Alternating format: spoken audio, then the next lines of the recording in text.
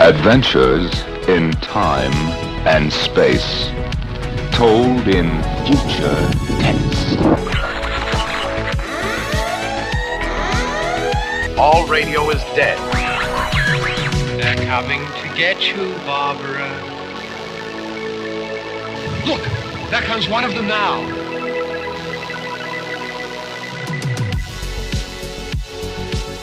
Good evening, I'm Kyle. I'm Brad. And risen from the coffin, we are the Nosferadudes.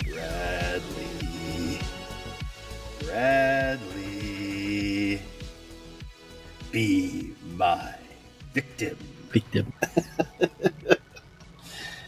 Hang on, let me, I gotta get my hot tea here. Alrighty. Oh, it needs While something. you're sipping your tea, should I just say the movie, I guess, that we're covering? It needs a little something.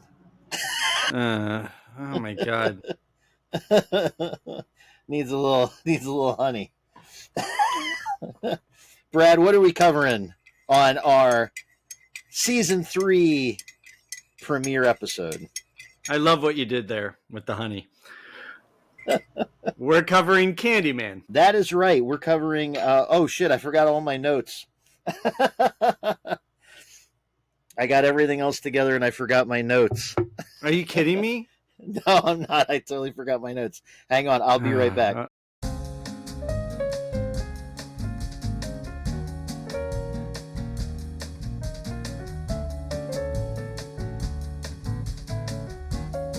So, yes, we are talking about, well, we're actually talking about a comparison, right? Well, yeah, because a couple of years ago, they released the sequel, direct sequel, legacy sequel, I guess you can call it, right? Candyman from Jordan Peele. That's right. We have the 1992 Candyman. And then, of course, there were a couple of sequels that expanded on the lore, but were deemed to not quite live up to the mystique of the original. And then 2021, Jordan Peele is coming in hot off of some big winners. Get Out. I think Nope came out before Candyman, right? Nope. I think so. And Us. And so yep. Candyman seemed like an obvious choice. Of course, the studio wanted him to direct Candyman, but he was like, no. I'm looking to produce this. And he picked Nia DaCosta to helm what is considered a direct sequel. It's supposed to be as if it's sort of like they pulled a Halloween H2O. Nope actually came out after. Okay, but Us. He had so Get Out, Get Out, and Us, and then he did this, and then Nope came out the following year. So they pulled an H2O, and they were like, hey, those other two that took place in like New Orleans, and the one in L.A., yeah, that shit never happened. Mm-hmm. And so this was it's set in Chicago, like the first one was, and it's supposed to be a direct sequel. Now, when you talk about Candyman, Brad, there's a lot of stuff that goes along with Candyman. So, as two middle-aged white guys that grew up in the suburbs, we were mall rats and whatnot. Yep. We are going to preface this episode by saying we in no way believe that we in any way can relate to the experience of living as a black person in America. We have no context for that. None. And Zero. we're not going to be the guys that sit here and go, hey, I got a couple of black friends, so I kind of know nope. We have no idea what it's like to be black. Nope. So when we get into the obvious racial implications that come along with both Candyman films that we're going to discuss on this episode, we are doing it from the perspective of two guys that A, love horror movies, Yes. and B are at least informed as to the socio-cultural background of these movies. You know, we can read about, you know, the Cabrini Green and the history of Cabrini Green, and we can come at it from a cinematic, you know, looking at the subtext of race in these movies. Sure. But by no means are we saying like we, you know, we're in any way experts in what it's like to be black and make commentary on what's going on in black cinema. Like we're we're not going to go there. Nope. So before we really dive in here, Brad, like just cursory before we get to like in the big discussion, like a cursory examination, what do you feel like the big differences between the two movies? Like we know what's the same. We know it's dealing with Candyman, Cabrini Green.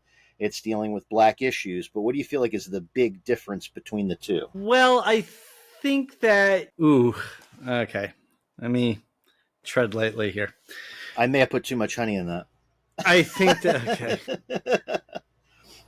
So the first one deals with... both movies deal with the obvious things, right? Racism, gentrification, all of that. That's in both movies. But the first movie, I think, is intended to be a little scarier, or at least kind of came out that way to me.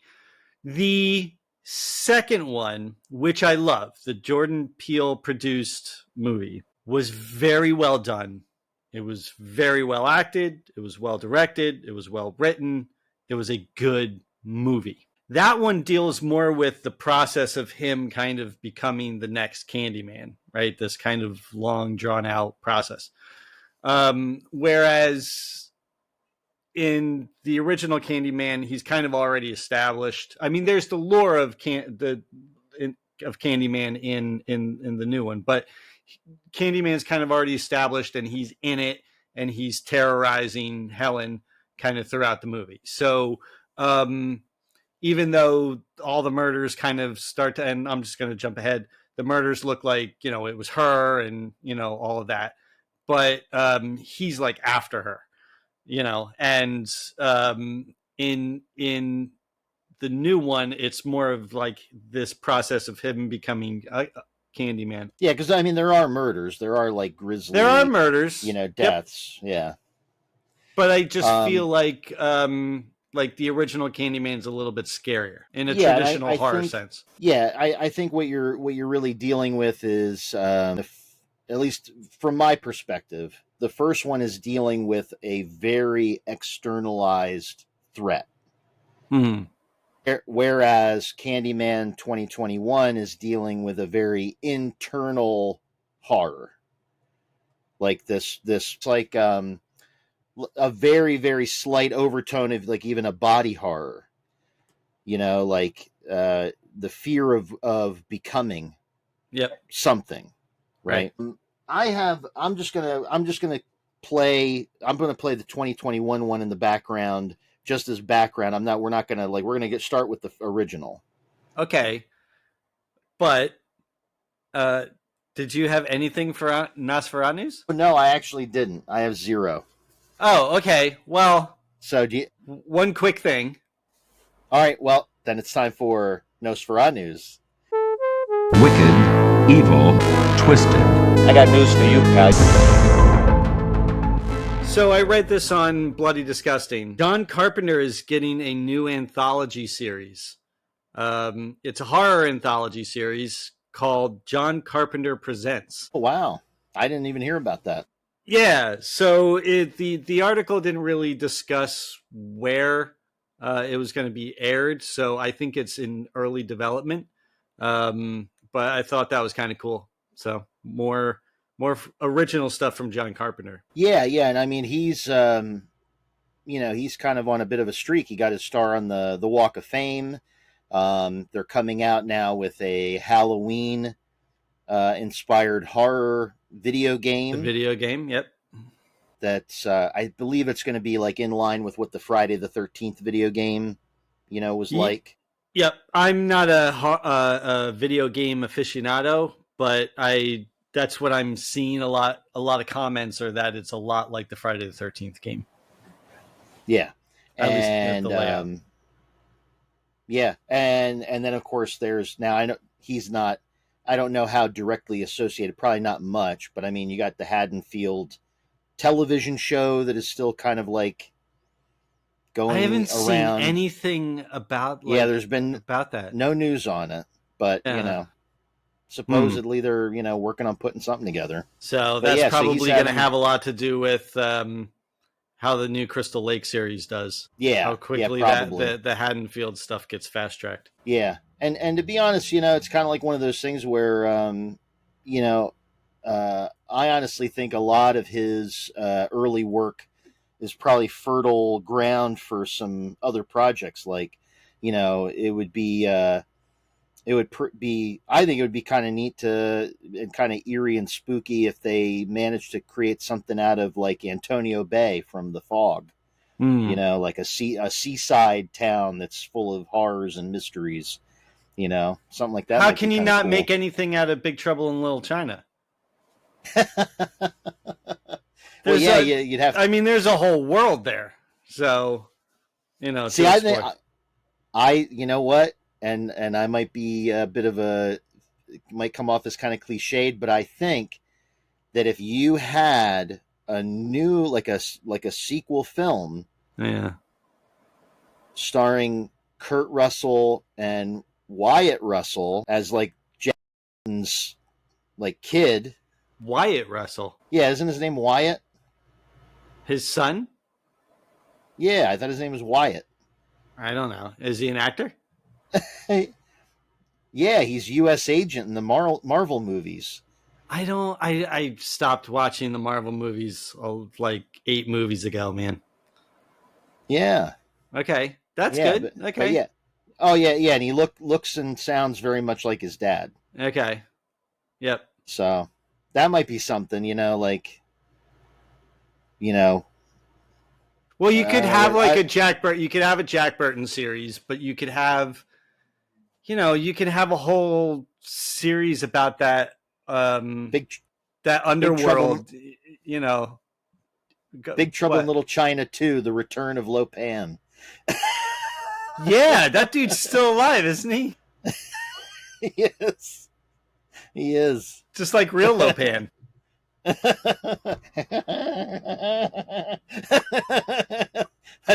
what he does at night. That's how he extends his life force. He just sits in the mirror doing this. Oh my god. Anyway, so, but yeah, no, they get back to sure. You know what? Yes, I thought it was cool. So I look forward to anything that comes out, with John Carpenter behind it. Now he's executive producing it, so I don't know if he's writing anything for the show. Yeah. So I think he's probably going to do the music. I'll bet. I think he loves doing the music for all the stuff still. But yeah, I think he recognizes the fact that he's like, kind of like, what, Kyle? Ever since the movie The Ward, it's been kind of like, I think John Carpenter knows he's not a director anymore. He's not the guy, to sit behind the camera and. Is he not allowed to have one stinker? What did he have right before The War? Well, he had like Ghosts of Mars didn't do well. Yeah, okay, 2 stinkers. We love Ghost of Mars for a very contrarian reason. You like it because it's so like ridiculous and over the top. Yeah. Yep. But We'll talk about that one of these days. We got to do Ghosts of Mars one of these days. Okay, sure. So, but yeah, Candyman. Back to Candyman. And no, when we say Candyman, we're not talking about the 2006 platinum hit from Christina Aguilera. That's something completely different. We're talking about. I thought you were going to say the artist Candyman from like the early '90s. Oh no, I don't know who that is. Yeah, you do. Ooh, boy, I love you so. Never, ever, Oh, okay. Let you go. Candyman, okay. Come on. I gotcha. No, not that either. So, Brad, was Candyman, the original Candyman, was this written and directed by a black filmmaker? Well, it's a Clive Barker story. Right. Yeah. The movie's written and directed by Bernard Rose. Yeah. Who's a white British guy, just like Clive Barker. But Clive Barker. So here, I do have some visual things. So Clive Barker, Books of Blood, Volume 5. It's called The Forbidden. It's based on the short story, The Forbidden, which is actually set in Liverpool. It takes place in London, and their version of the projects, which were called estates. You know, you had the council estates was what in Britain they developed for low income housing, and in Britain the council estates over time got the same reputation as the projects did here in the U.S.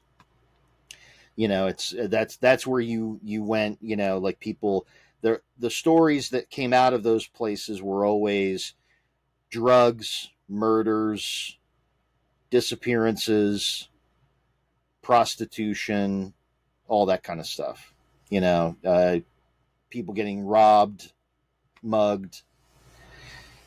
So Clive Barker wrote his story inspired by that, and he sort of embodied all the complexities that go into the sort of fear and danger about places like that. He embodied it in this character of the Candyman.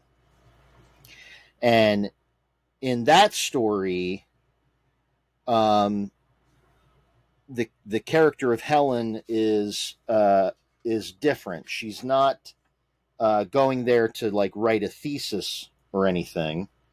I have notes on it. Let me see if I can find my notes on that. I know I took a bunch. You have to edit this part out.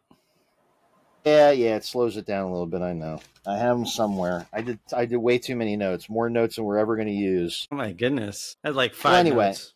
It doesn't matter. So Helen Lyle in that sheet. After all that, it doesn't matter. After that, all that doesn't matter. God damn it! But in the story, there is a Helen, and she goes to the council estates, and she's heard about like these rumors of a murder and things like this. And just like in the original Candyman movie, it kind of, she gets like sucked in to sort of the world of this council estate, and starts hearing it's all rumors. It's all, oh, well, I heard someone died in this apartment, and she gets told by someone, no, that was this other apartment. That's where the person died. And oh, it wasn't an old man, it was a little kid. And and all like urban legend stuff, you know, like how urban legends get retold. And so but yeah, a woman got attacked in that bathroom at the corner store, and you know they knifed her, but meanwhile you go and ask the store owner, and he's like, you're telling it wrong. Yeah, no one's ever been murdered in my bathroom. Yep. I heard that happened over here. Right. You know? Exactly. And so it's sort of that was kind of what pulled Bernard Rose in. He read that, he kind of knew Clive Barker, and that story kind of spoke to him in the sense of like where do these fears crop up around just a place, an environment. But for Bernard Rose, it was like, well, let's take that, and he's like, I think I can make a movie out of that. But it's sort of one of those things, like, is there a lot of interest, or is there a lot of market for a movie about like the council estates in Liverpool? Mm-hmm. Probably not. So he's thinking, if I can reframe this and set this in the US in one of their like project, like apartment buildings and stuff in like a major city, and make it about Black America and white America and things like this, I can sell that. Mm-hmm. That's a project that I think I can do something with. So he rewrote it, recrafted it, and made it about Cabrini Green in Chicago. And Cabrini Green is one of those places that was kind of like, it had become, at the point where he made the movie, 1992, Cabrini Green was one of those like infamous projects. It was like there was, and these are factual things. There was on average a murder there every week. Mm-hmm. At one point in time. And Bernard Rose's whole thing was like, well, but there's also like good regular people living there. It's not like those places are populated with nothing but drug dealers and gang members and all this kind of stuff. There's real honest people just trying to get by that live in those places too. And he was like, what is this? He wanted to deal with like white fear. So before we get into the minutia, let's just say that Bernard Rose was probably a little bit naive, because like I said, a factual stat is like a murder per week. And so when they actually filmed parts of the original Candyman at the actual Cabrini Green housing development. And when they got there, they realized very quickly that they actually had to bribe the local gangs to be allowed to film there without getting messed with. So they paid off the local gang members, to keep their folks away from the cast and the crew and the equipment. And many of the people that went there and saw the conditions of Cabrini Green were like forever affected by what they saw. But we'll get into that and more into that. So for the cast, we've got Virginia Madsen as Helen Lyle. Virginia Madsen, for horror movie fans, they'd probably remember her. She was most recently in The Haunting in Connecticut. She was also in a fun little movie that I watched called Pray for the Devil, which was like a nun movie, like nun exorcism movie. Mm-hmm. You do hear her voice in Candyman 2021. And also she was in The Prophecy with Christopher Walken. And she was in a horror film that's been forgotten. She was in The Number 23 with Jim Carrey. Oh, wow. Yeah. Nobody talks about that movie anymore. Right. So, Brad, you look like you discovered something. What did you discover? Well, no, I'm like, we got to do an episode about The Prophecy. Oh my God, how could we have not have thought of that? True, yeah. I mean, that's a wild fucking movie. It's a horror movie. Oh, absolutely. There was like a whole weird spate during the time period when that came out, where there was a lot of like horror movies that were like, it's like at some point in like the late 90s, everybody decided that like, let's take like religious stuff like angels and things, but make them evil. Yeah. Like Stigmata. Stigmata was during that time where she gets possessed by the spirit of a priest, but for some reason the priest is doing the same kind of stuff a demon would do to her. Like, and she has to be exorcised of the spirit of a priest. It's like, who the hell thought of this stuff? like who? Yeah, let's just make priest bad guy. Like, well, wait. Careful. But like, let's just make angels demons, and demons are angels, and priests are possessing people, and like let's just make everything topsy turvy. And then of course priests are invading the bodies of others. Sorry, go ahead. And then, of course, you have the other. There's lots of great actors in the film, but I mean, the main one we have to talk about is who, Brad? Wait, say that again? There are lots of other great actors, but who's the one that we have to talk about? Who's the other main star of the film, Candyman? Tony Todd. That's right, Tony Todd, the Candyman. Now, Tony Todd, horror fans know him from everywhere. But I mean, this guy had a career. He was in the movie Platoon. He was in the movie Lean on Me. I don't know if you remember that. He was Morgan Freeman's, like, he was the guy who was in charge of the security for the high school. Okay. Yeah. Wow. I haven't watched that movie in a long time. Yeah. They can call me Batman.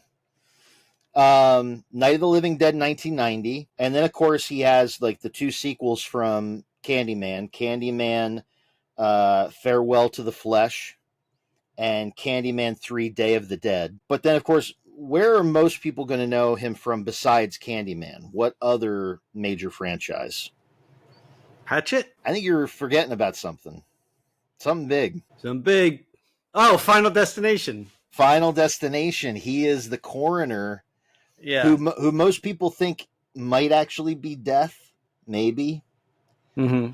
And he pops up he's in all but one of them. There's only one Final Destination he wasn't in, and that was number 4.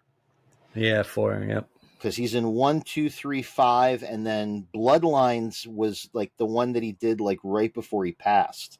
Right, yeah. He had the cameo, so...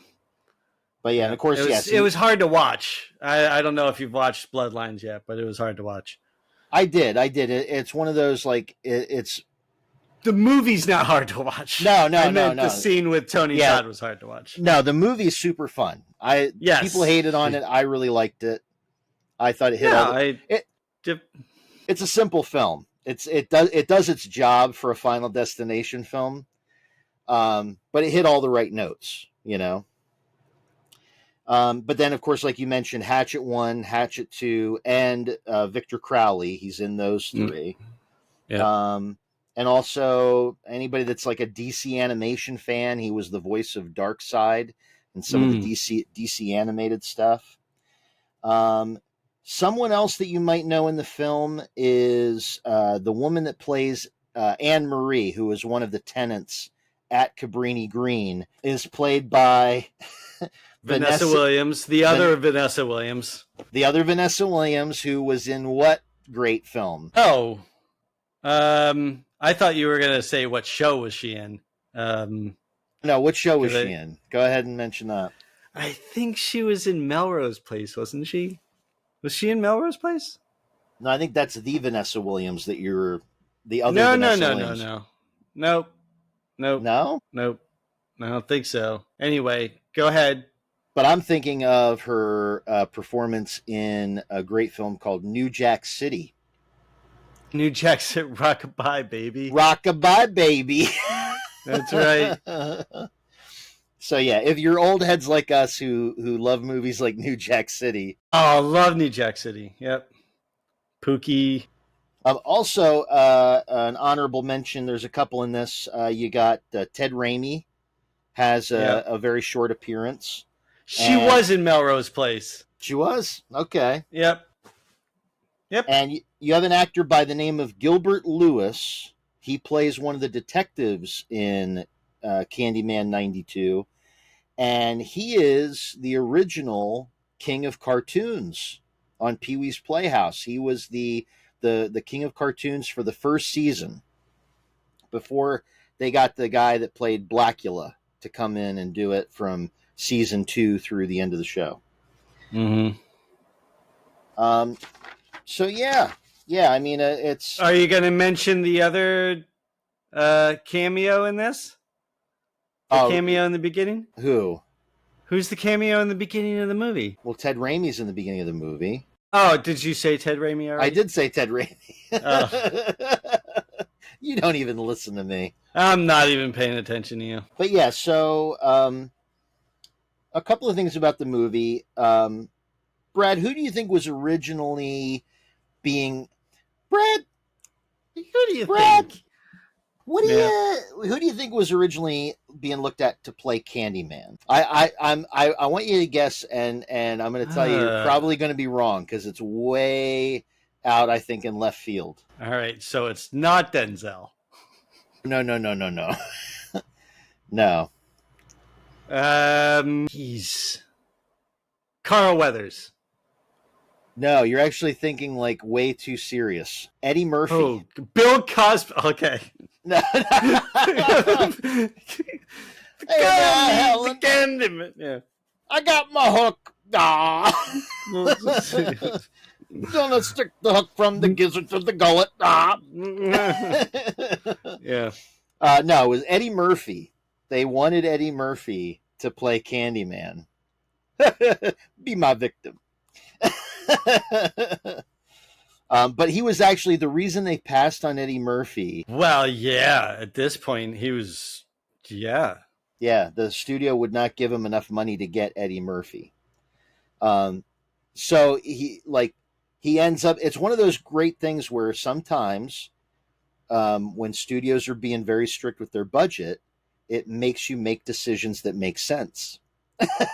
Yeah, okay, all right. Well, hold on a second, because I think the initial reaction is that's silly because he's a comedian and yada yada yada. But as we've talked about previously in this show about all the comedians that went and started doing serious work and actually how good the work was, it's just that we missed them being in comedy. So I don't know.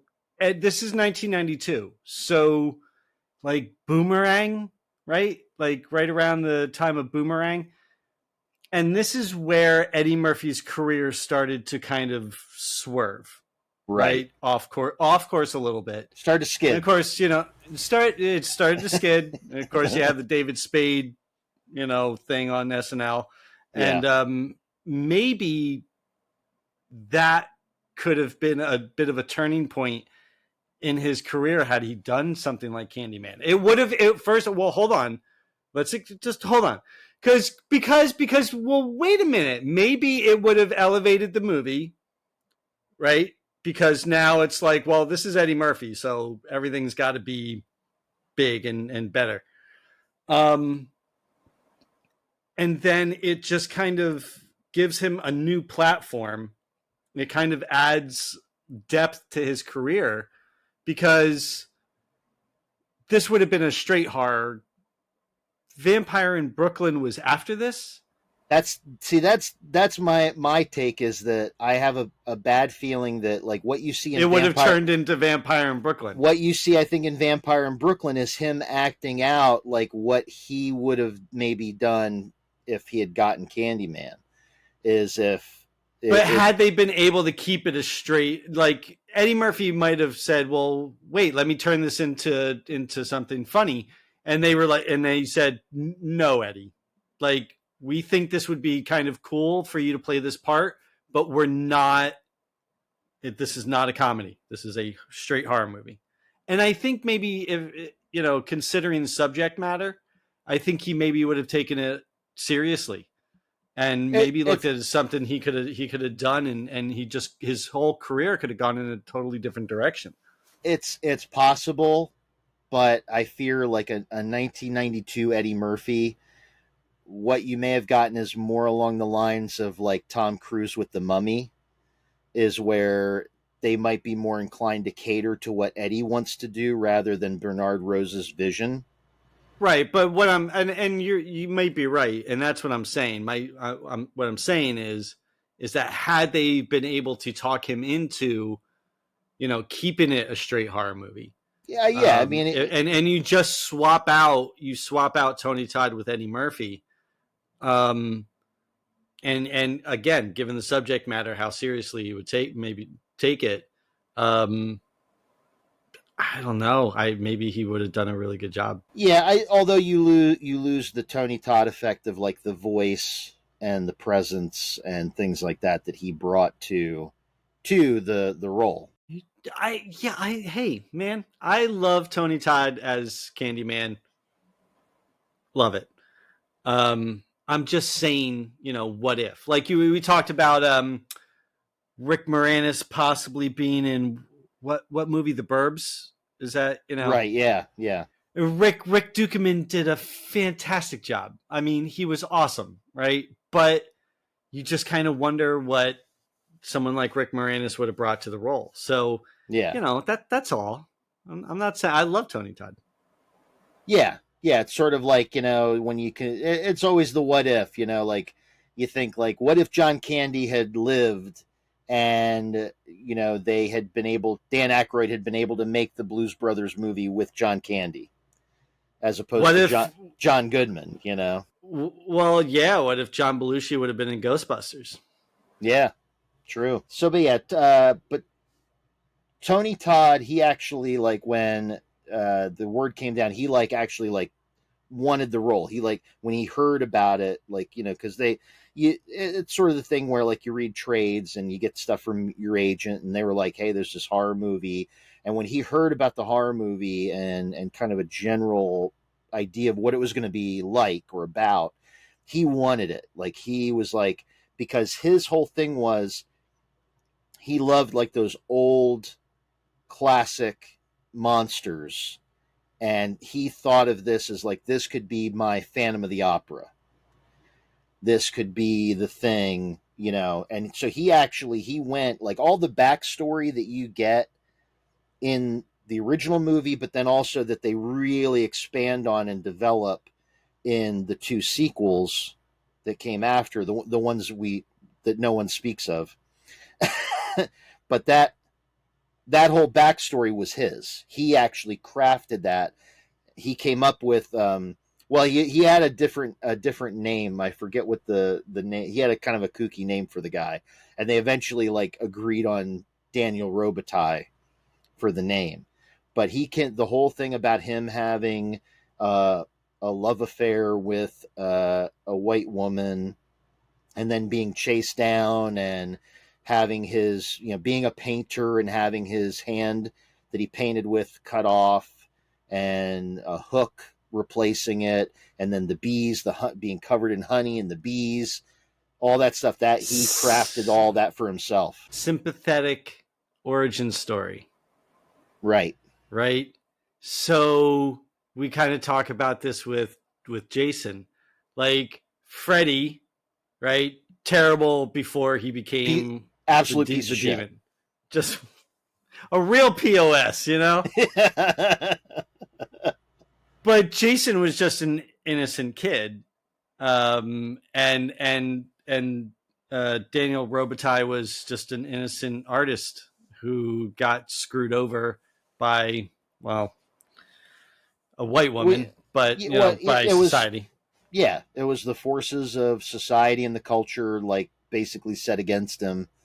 And then it's one of those interesting things, like they talk about in the movie, these things that happened, and then where do these legends come from? Because Virginia Madsen's character comes into it thinking like, well, these are urban legends. These are stories that are crafted by people to make sense of the powerful forces in their lives. Mm-hmm. And when you're surrounded by death and fear and it's a coping mechanism. Yeah, depravity. It's like you need to somehow embody that in something to make it make sense. Yep. And so she sees that she's coming into Cabrini Green, and all these people know about the Candyman. They all know the story of the Candyman, and you can't say his name in the mirror 5 times, very much like Bloody Mary. And he's got a hook for a hand, which is like a lot of the other stories that you hear, around the campfires and all that kind of stuff. And she's coming into it thinking like, yeah, this isn't real. This is just their coping mechanism. They've created this person, this image, so they have something to blame, et cetera, et cetera. And the funny part is everybody gets really hung up, and even in the new movie in 2021, they get hung up on the saying the name 5 times in the mirror bit. Right. Mm-hmm. And that becomes also like the defining feature of the entire 4 movie, series. But when Helen says the name 5 times in the mirror in the original 92 movie, he doesn't show up. They're fine. Her and her best friend are fine. Nothing happens. He doesn't show up until she has been beaten up by the local drug lord who's been going around sort of using the mystique of the Candyman to make everyone afraid of him. They refer to him as the Candyman, and he carries a hook around with him, and that's how he strikes fear into the residents of Cabrini Green. So when she reports the assault and he gets arrested and put in jail, and now everybody's like, oh, Candyman was this drug dealer. We got him. Yep. We got him, guys, and he's in jail. No reason to be afraid anymore. It's that next day Candyman shows up and is like, I need to prove to people that I exist. You've destroyed the belief in me. Mm-hmm. And so I'm going to do this thing to show them all that I'm real, and you're going to help me. Right.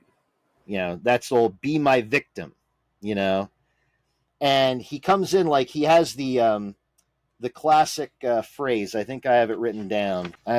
Somewhere. Oh, he says, the famous lines he says, I am the writing on the wall, the whisper in the classroom. Without these things, I am nothing. And he says it in the short story in the film as well. And he says, I am rumor. It's a blessed condition, believe me, to live in people's dreams, to be whispered at street corners, but not have to be. And so that's where he gets his power. It's the power of the rumor and the myth and the whispers. Which is akin to what? What is it's the exact same thing that gives Freddy his power. Right. It's right? the belief. Yeah, the belief that you panned, right, in our argument, Nightmare on Elm Street versus Nightmare on Elm Street 3, right? You said that was ridiculous. It was ridiculous that just by turning your back and saying, I take my power from you, or whatever, you have no power anymore, that is the thing that defeats him. In this, it's not that. Well, he comes back in the second one, so they didn't beat. Well, Freddy comes back. Helen defeats Candyman in the original by doing something that captures the imagination of the residents even more than Candyman does. She becomes, at the end of the first, and we'll get into why this is problematic. Okay, all right. So I had written down White Savior, but like I was like, I didn't know if we wanted to get into that. Yeah. So those are the two big critiques of the film. Like when you watch, I'll reference another great book, The Black Guy Dies First. This is a great book.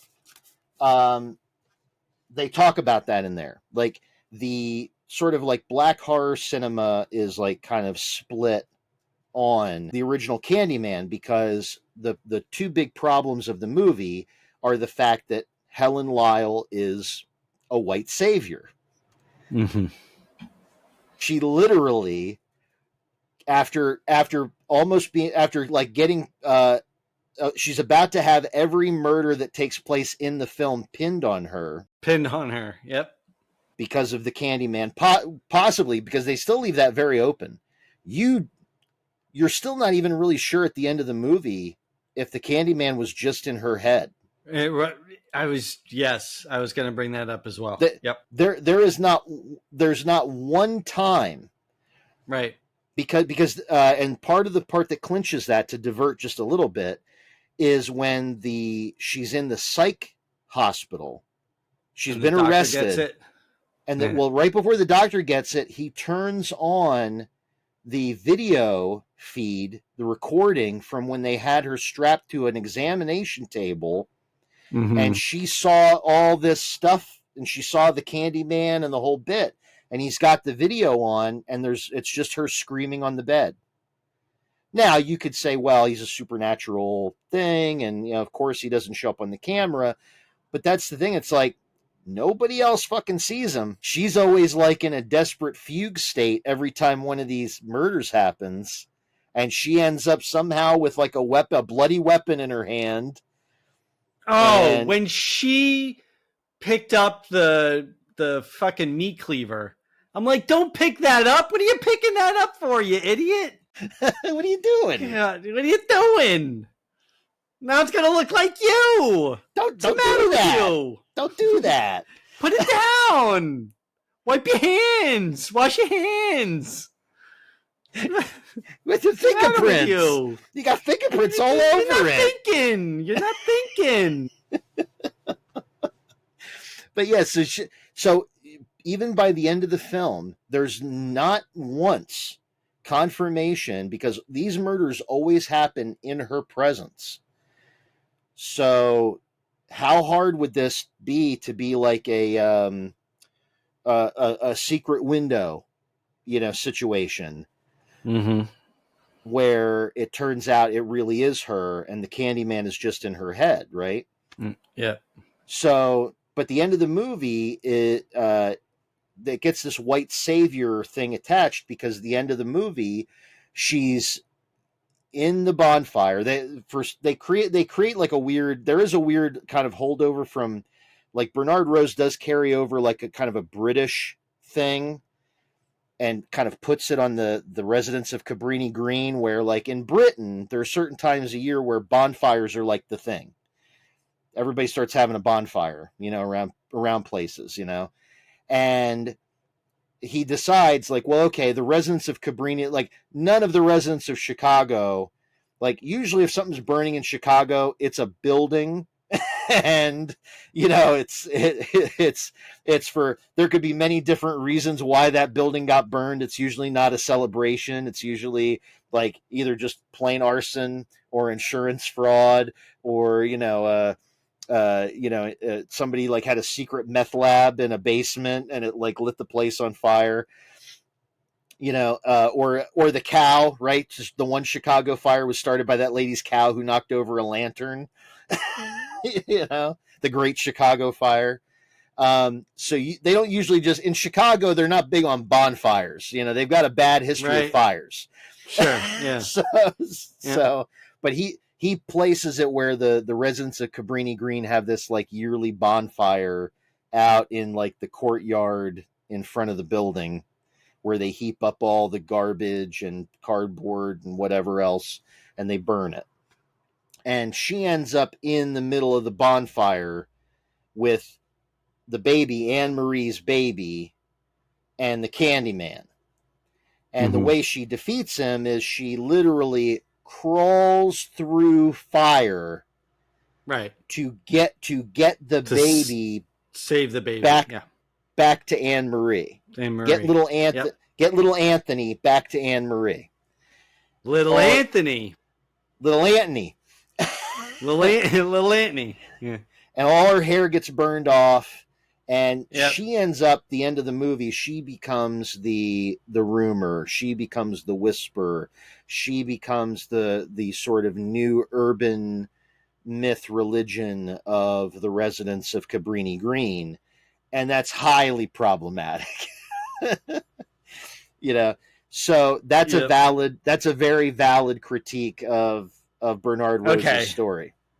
Yeah. The second place a lot of black horror film fans get stuck is the relationship between Helen and the Candyman, and the fact that the Candyman seems to be seducing her, and that there's a little bit of a play on the fact that possibly she looks like the woman. There's like a little bit of that weird, like, kind of that they do in Dracula.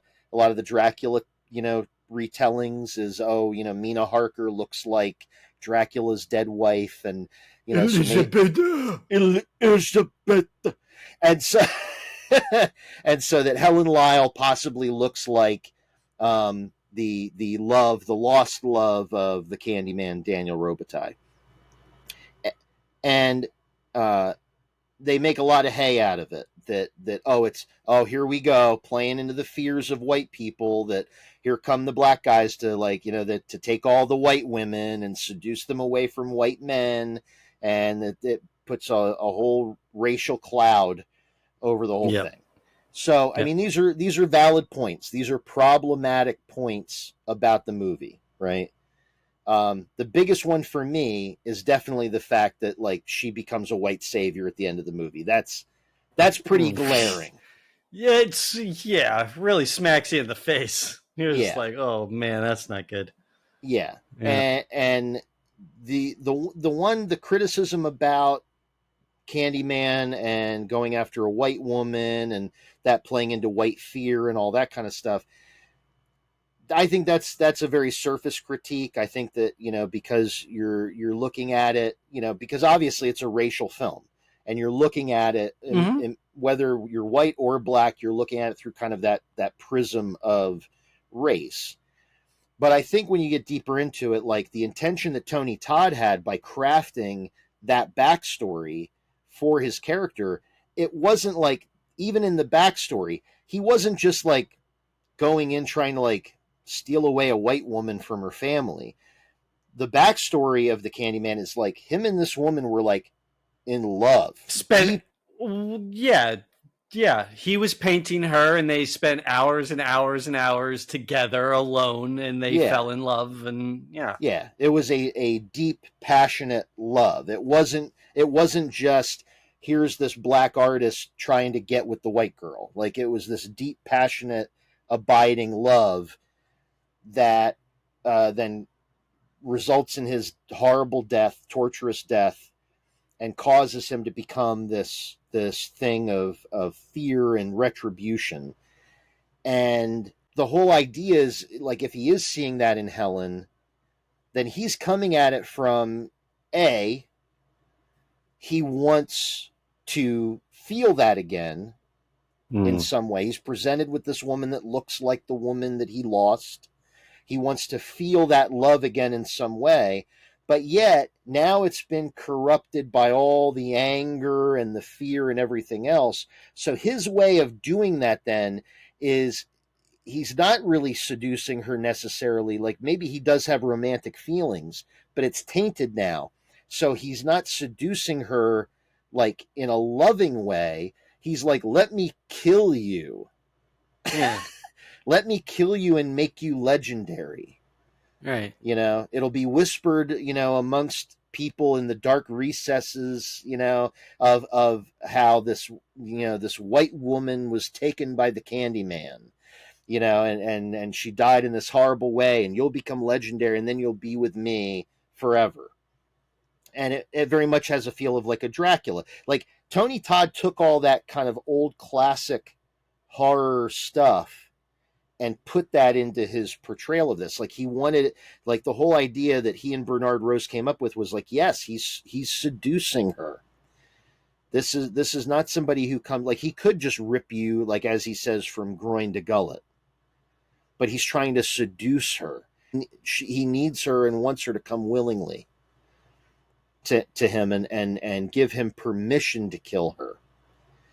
Which is another kind of weird thing about, then, are all the deaths in the movie Candyman, or are they her? Because his MO looks very different from what she sees when he's killing somebody, gutting these people and, running his hook all the way through them and everything else. But yet, for some reason, he's got to, like, she needs to come. She's special. Yeah, she needs to come willingly. But I mean, again, I'm a white guy who grew up in the suburbs. Like, I can see the fact that, yeah, the overtone of that is definitely problematic. But the seduction thing, just from a film perspective, I think feels less problematic than the fact that she becomes this white savior at the end. That's where the movie really kind of swings wide, and loses, a good portion of the black audience. Yeah. Yep. But yet enough of the black audience responded to the movie. I mean, it became a huge cultural thing in the black community to have the Candyman pops up in rap songs. Like, Tupac, I think, mentions Candyman in one of his songs, like, from what I researched. But plus, I mean, there's some stuff that comes directly from the short story, like Sweets to the Sweet. That's from Hamlet. That's like when Hamlet's mother throws flowers, onto the grave of Ophelia. After she's committed suicide, she says "Sweets to the Sweet." So there's these weird threads that run through it of like that sweets, of like the candy and the sweets and the honey and the bees and all that. It's like bees make honey, and they love it, but they can also bring death. You can get stung by a bee and have anaphylactic shock and die. So it's sort of like this. He can't weird... see without his glasses. Oh, God. A fucking My Girl reference. Where's his glasses? But it's sort of this dichotomy, that they're working with. When Macaulay Culkin got stung by the bees, you cried.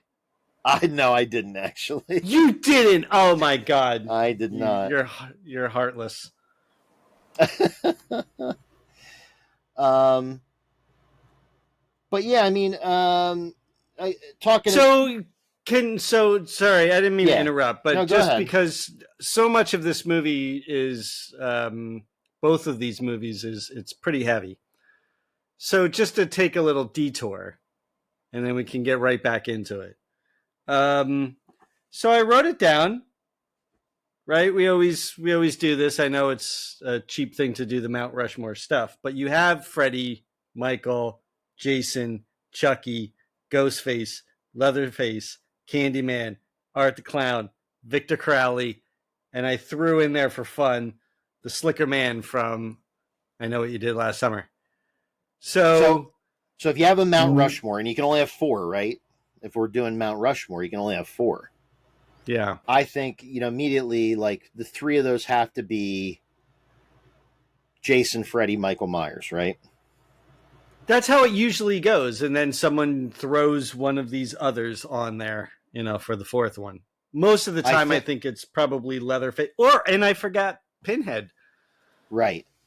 I think that unfortunately, as much as I really love the original Candyman. Like the first film, I really love it, and I do like it. I know it might not be a better film.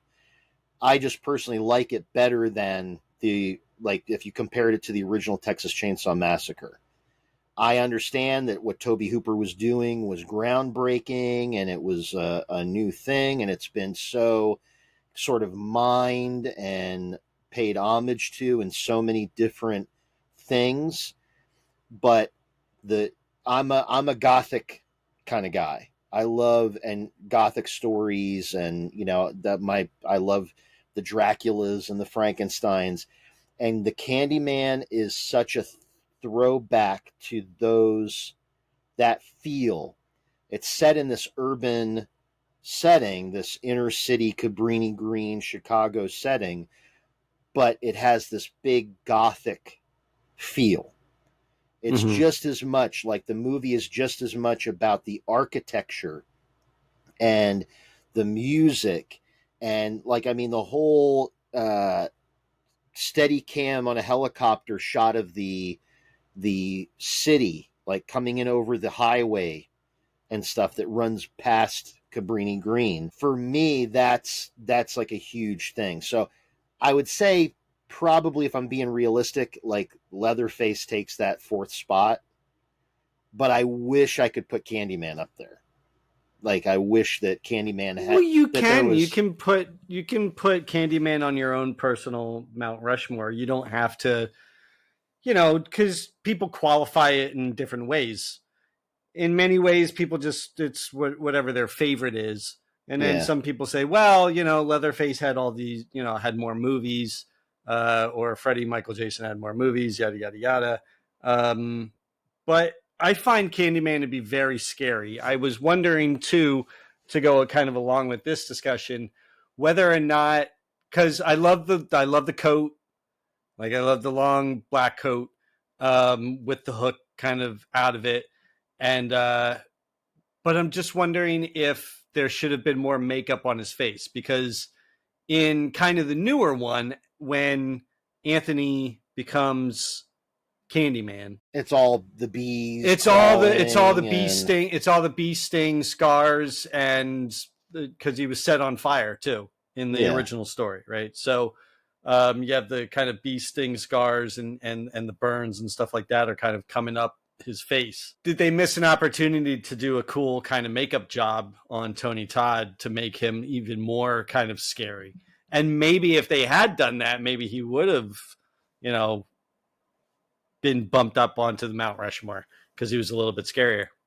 Yeah, I mean, I think you have a point. I think that they're, even if it was just even just subtle, to where, like you said, maybe just coming up Just the neck up the and side. neck and Yeah.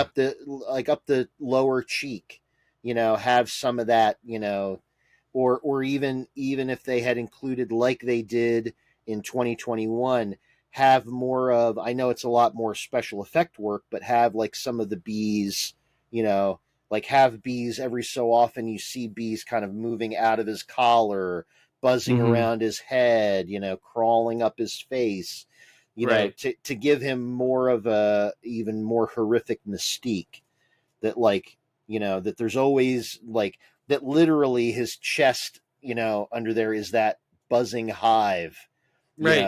at all It's just times. a rib cage with the hive in it. Yeah. Yeah. I think that there's probably, some missed opportunities there that, maybe given a little more thought and maybe a larger budget, they could have and should have maybe pushed for, to get some extra stuff there. But I mean, I love the fact that they did practical bees, like in the original movie, Yep. pouring out of his mouth and falling all over Helen's face, which Virginia Madsen. Did he get paid extra for that? The story he tells is that he agreed he would do it. They actually there was an insert in his mouth, so the bees weren't just in his bare mouth. There was like a rubber or plastic insert in his mouth to hold the bees. And he always told the story that he pushed to get he agreed to do it only if he got like $1,000 extra per bee sting. Yeah. Bernard Rose refutes that.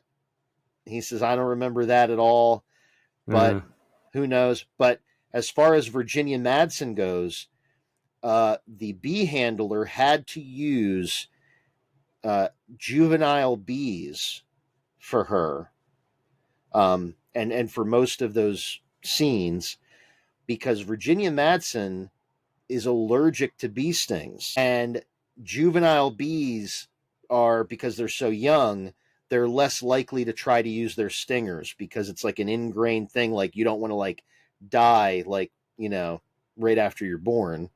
Right. So he had to use juvenile bees to fall on her face and everything in that one scene, because if she had gotten stung, they would have had to do immediate medical attention and the whole bit. Which she said they did freak her out a lot. There's actually, and apparently it's true, at some point, and I think it came up when they were talking about the bee scenes, is because she was so afraid and worried about the whole thing.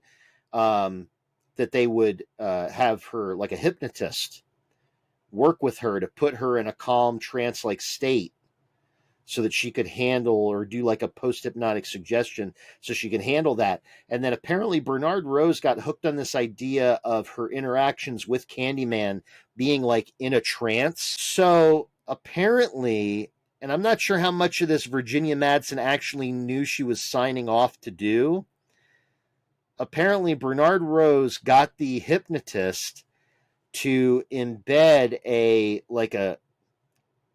keyword as a hypnotic suggestion, so that in these scenes they would film where she was interacting with the Candyman, Bernard Rose would say this like keyword and it would put her into a trance state. And because he wanted her to have this, like, he wanted it to be like when Candyman is there, like seducing her, that she goes into this like altered mental state.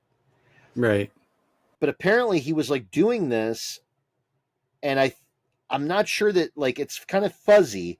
I'm not sure that she like totally was aware that he was given this word that he could just use that would put her back in. Yeah.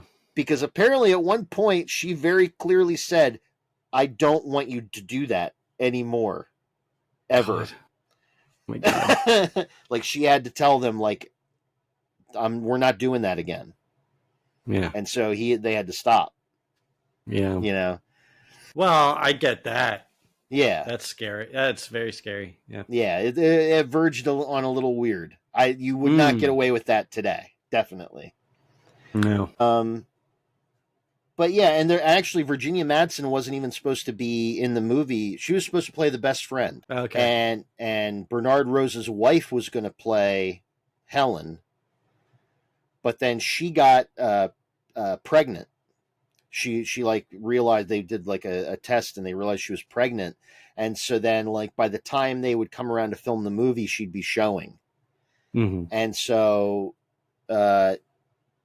Virginia Madsen kind of thought like, oh, well, she wasn't even thinking that they were going to come ask her.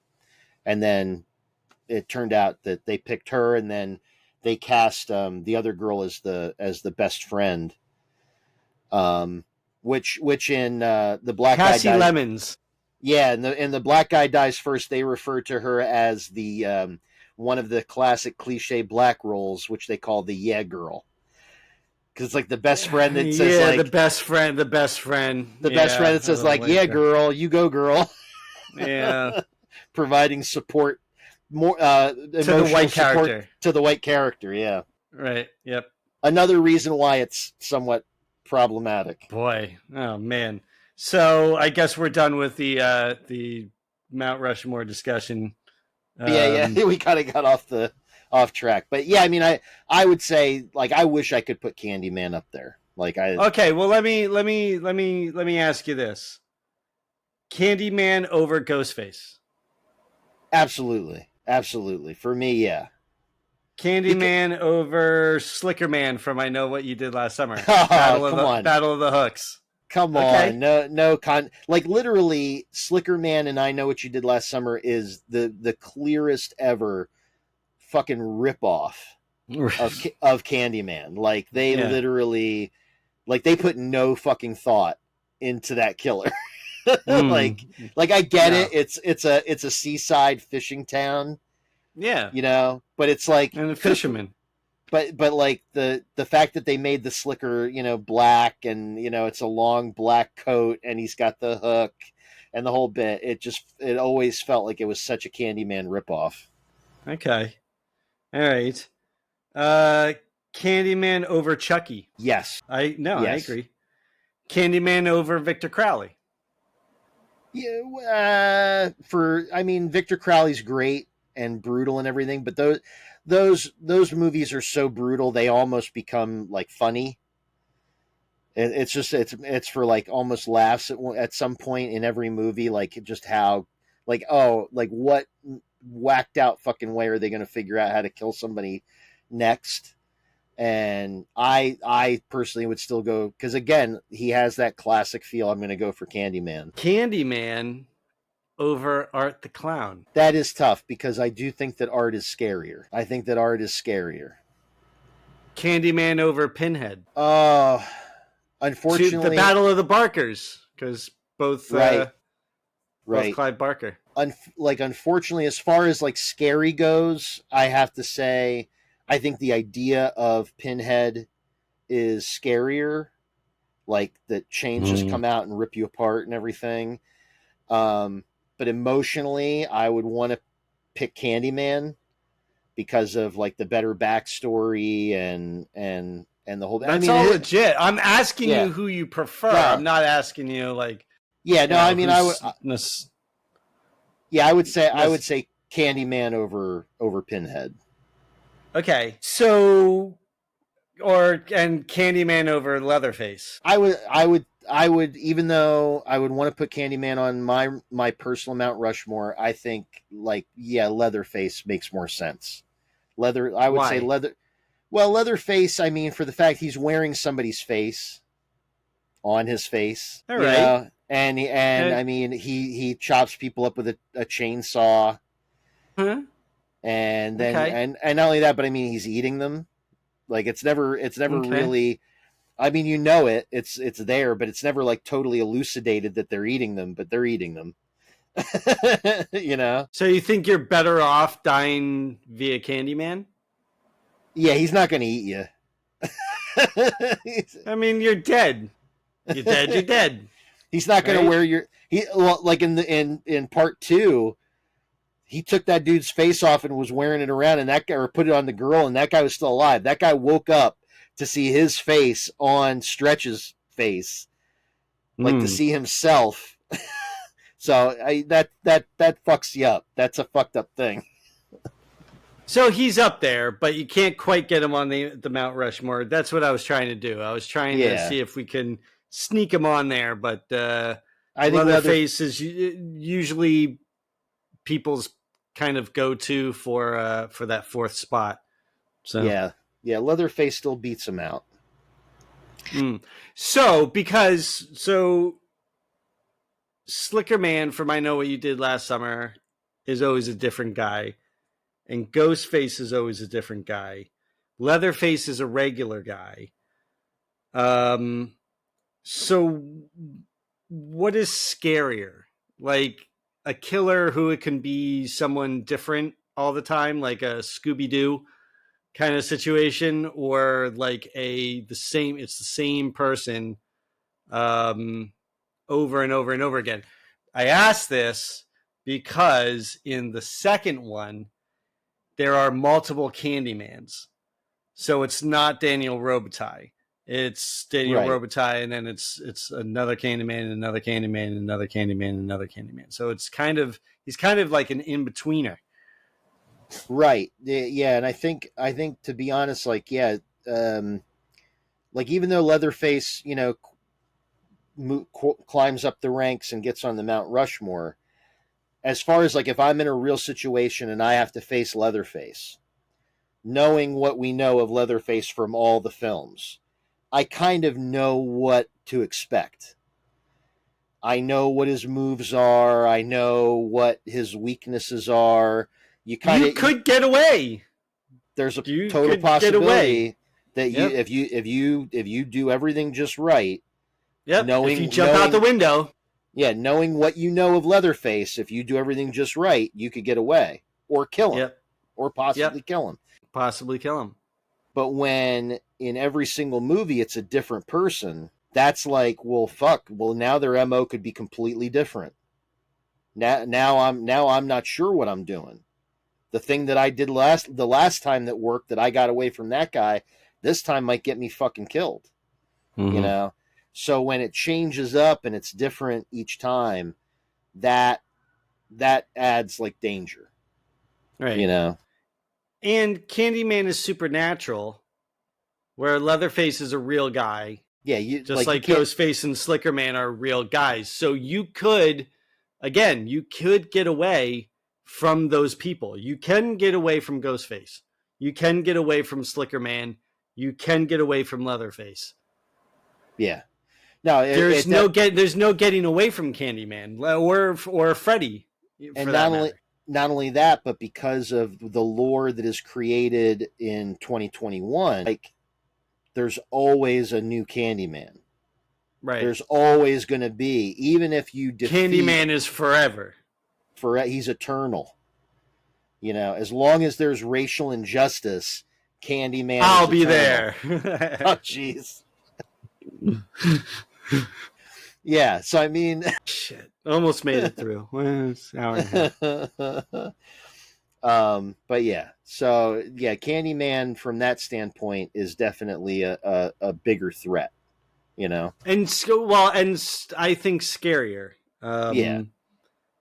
Because there's just no getting away from him. So Right. And so kind of coming back to that about like the things to fear about Candyman. That that was kind of Bernard Rose's jumping off point, was white people being afraid of the people living in places like Cabrini Green and being afraid to go there and afraid to interact with those people and everything. And you can say like he had some naive intentions for what he wanted to try to do with the story and, you know, the whole bit. But one of the things that they're dealing with is that idea of urban legends. You know, there's the mirror thing, the hook thing, all that kind of stuff. And then, of course, every urban legend has what? It begins with what? Every single urban legend starts as something kind of true. okay. So an ounce of truth, right to it, and then it blew up. Right. And so the ounce of truth behind Candyman is a real story. Right.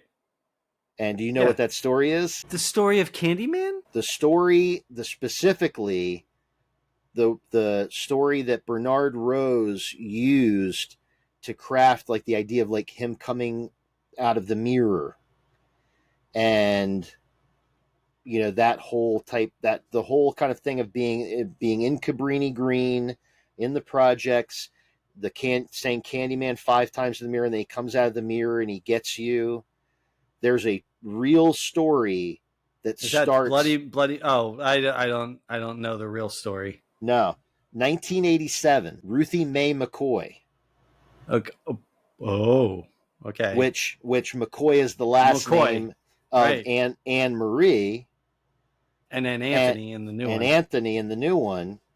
Ruthie Mae McCoy, which in Candyman in the original becomes the story that kind of captures Helen's attention, is the story of Ruthie Jean. Ruthie Jean, right? Yeah. So Ruthie Mae McCoy, 1987, she's living in what's called the ABLA projects.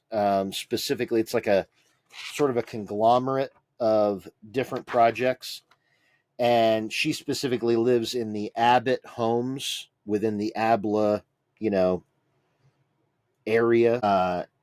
So January 1987, Ruthie Mae is 52, Chicago, Illinois. She has some mental issues. She's one of those women that everybody in the development knows her.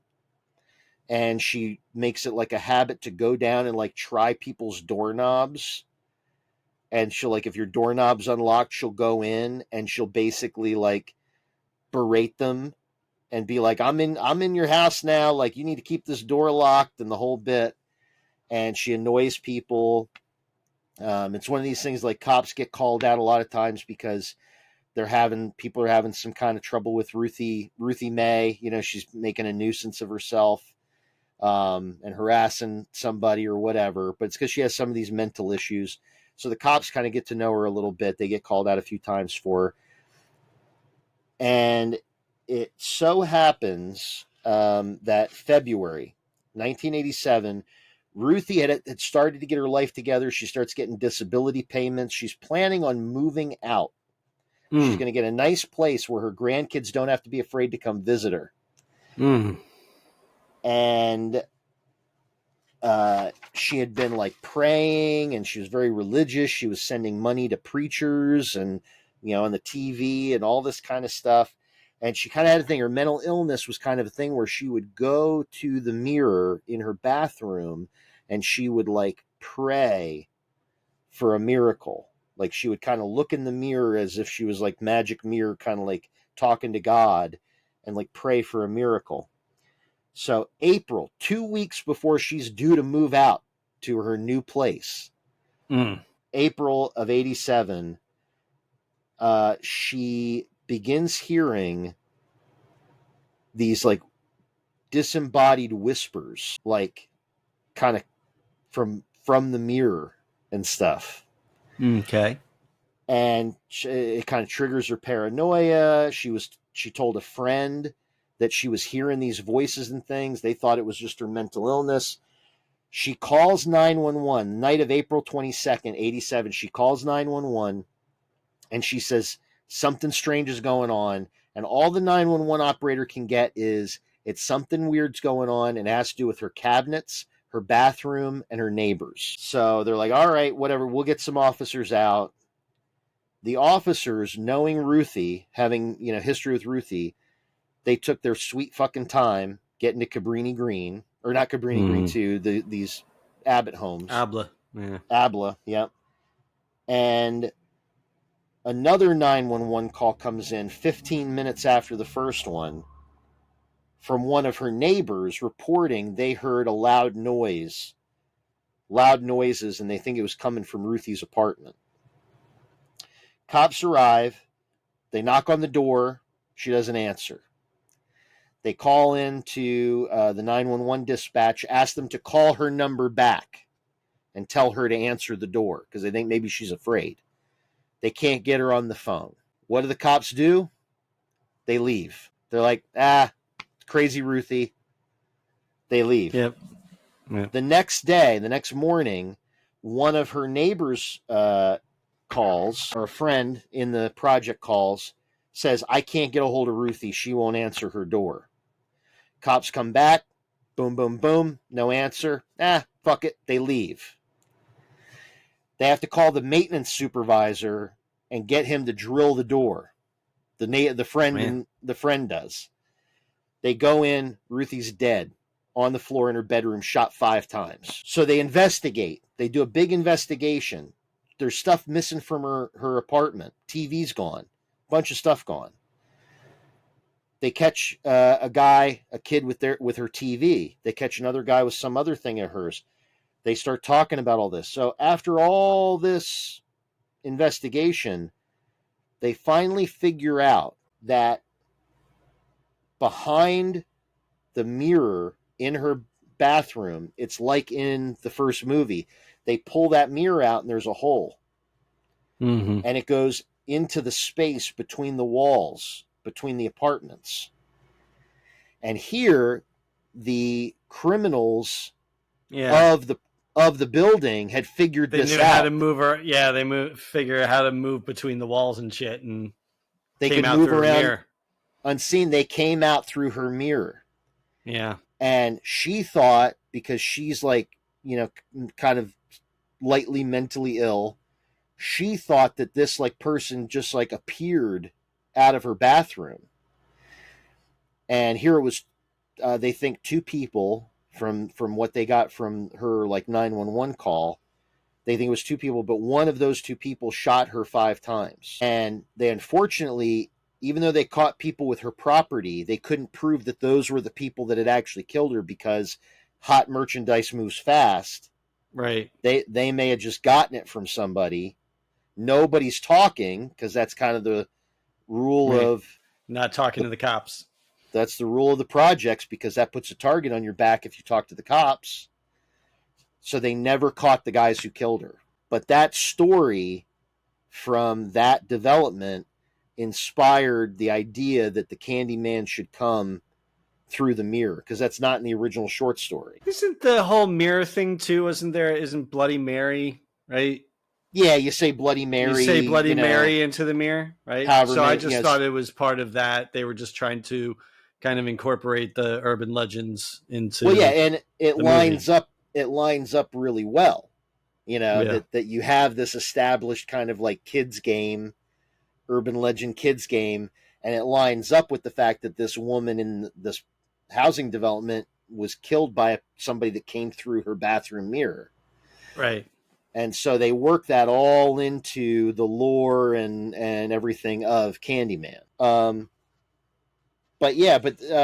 what it kind of always kind of jumped out at me was they make it so that like people talk in the project in Cabrini Green about Candyman, like, ooh, Candyman's going to get you, and he's kind of like a boogeyman.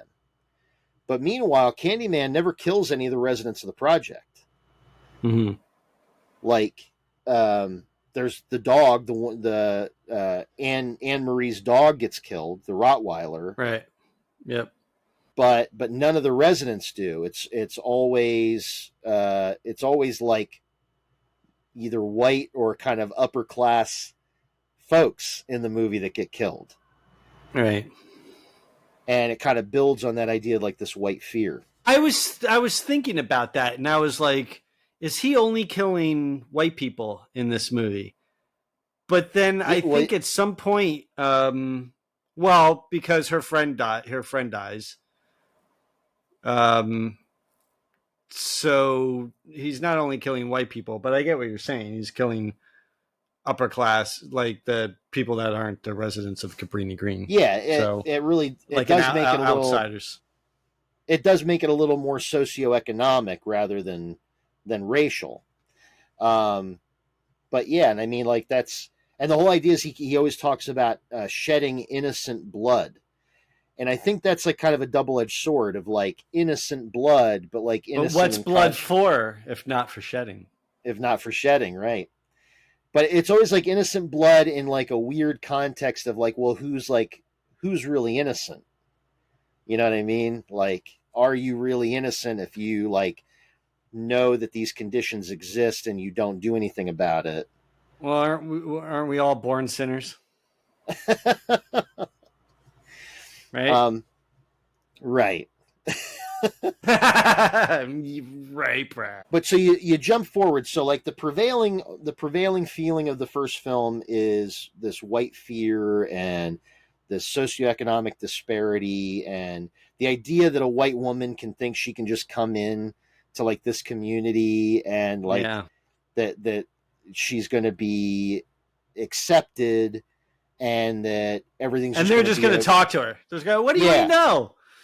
Yeah, that everyone's just going to come out of this unscathed. You know, it's like the naivete of, you know, upper class white people, you know, thinking that just, you know, if you just go down there and you just care a lot, you know, that's going to fix it.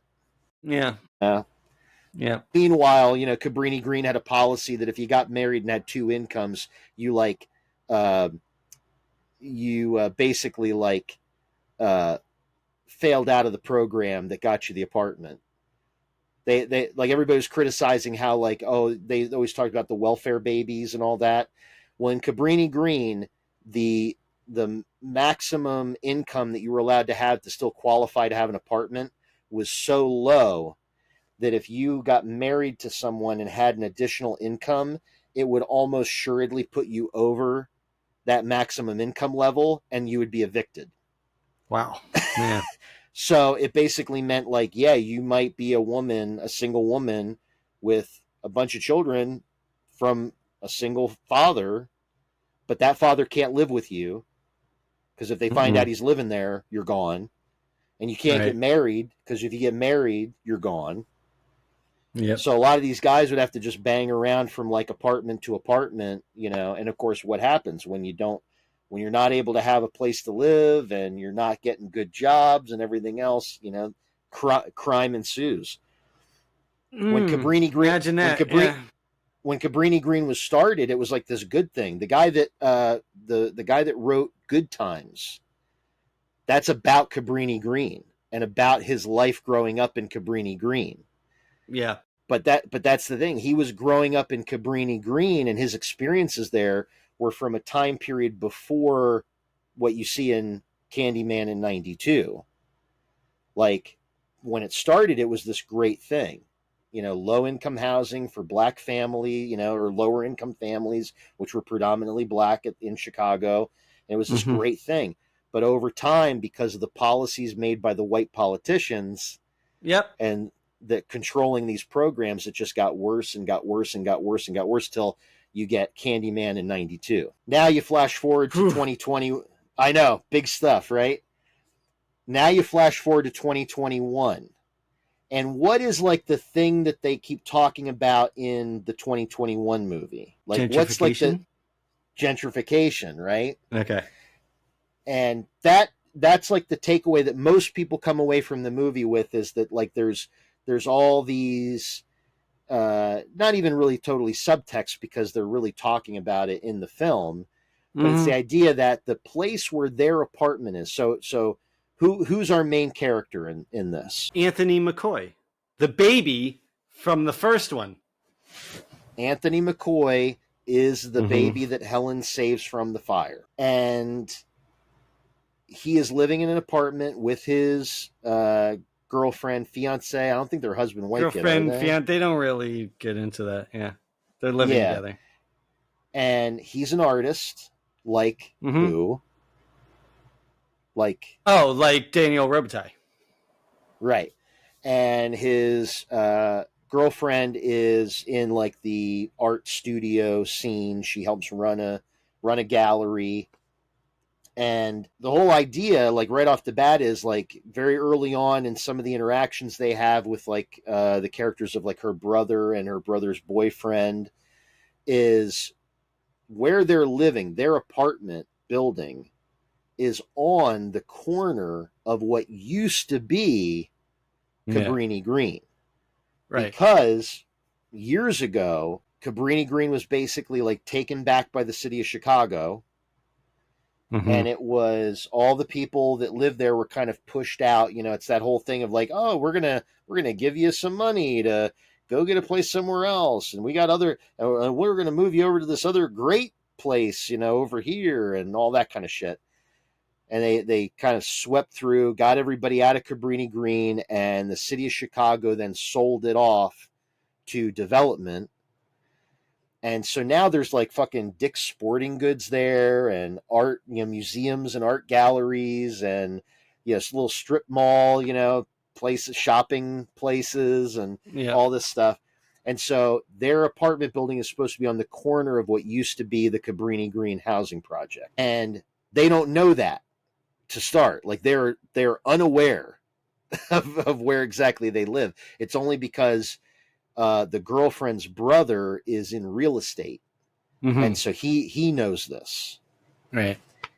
And by the way, typical portrayal of a gay couple. Like, come on, man.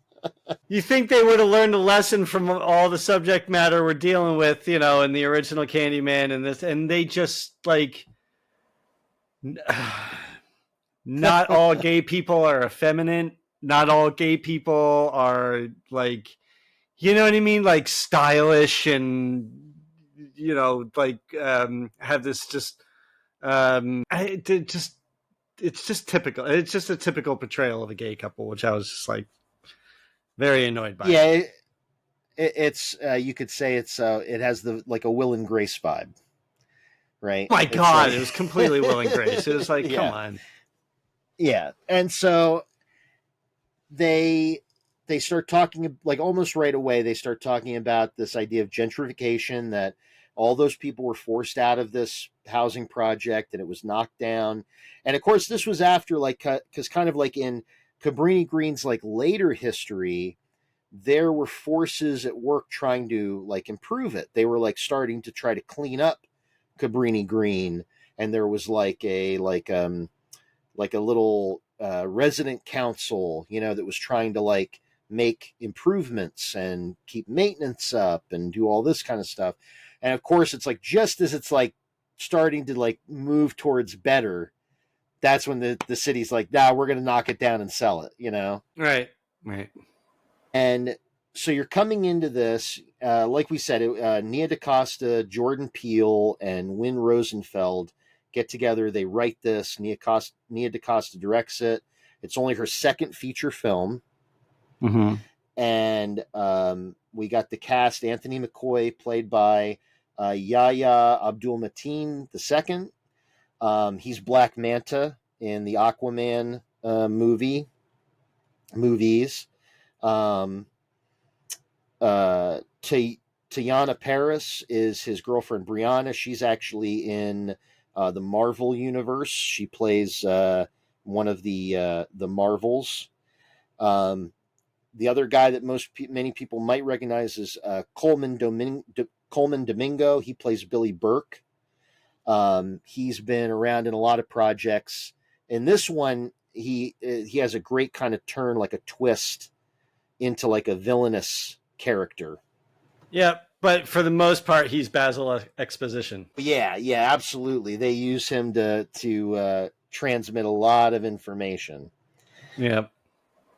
Vanessa Williams is back as Anne Marie McCoy because Anthony does go to visit his mother at one point to get the details as to why, because he's been lied to about where he comes from, where they lived. And so this movie kind of came about. They wanted to make a new movie for like a while, like since the early 2000s. Bernard Rose was trying to make a prequel at one point about Daniel Robitaille and Helen that took place back in the 1800s. 2003, they wanted to do Candyman versus Leprechaun after the Freddy versus Jason success, but Tony Todd was like, "Fuck you! There's no way I'm doing that." Then 2009, they thought about doing a movie set in New England at an all-women's college, but it fell apart over rights issues. It was going to basically be a sequel to Part 2, like the Farewell to the Flesh? Is that the one? I think Farewell to the Flesh. Yeah. It was going to be a direct sequel to that movie, skipping 3 altogether. And then finally, 2018.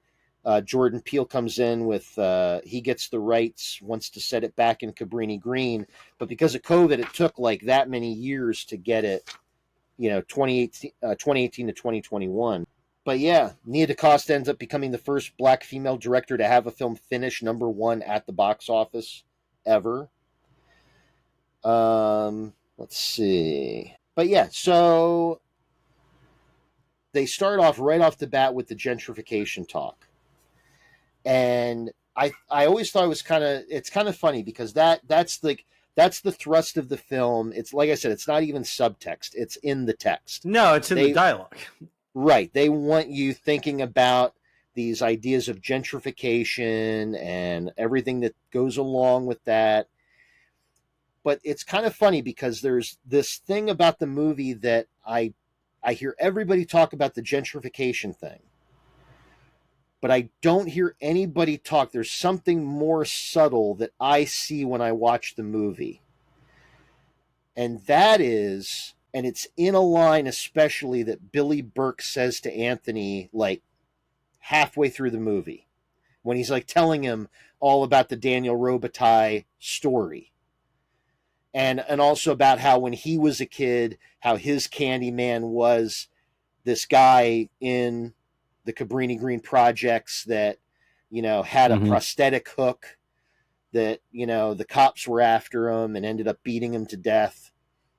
And of course, this movie's getting made in the shadow of George Floyd and Tamir Rice and all of that racial tension, all of the Black Lives Matter stuff is boiling underneath the surface of this movie. But Billy Burke has a line where he says to Anthony McCoy, he says, "They love what we make, but they don't love us." And he's saying this to this guy who has been trying to exist in that gentrified, white controlled world. He's been trying to be this artist and express himself, and he feels all this pressure.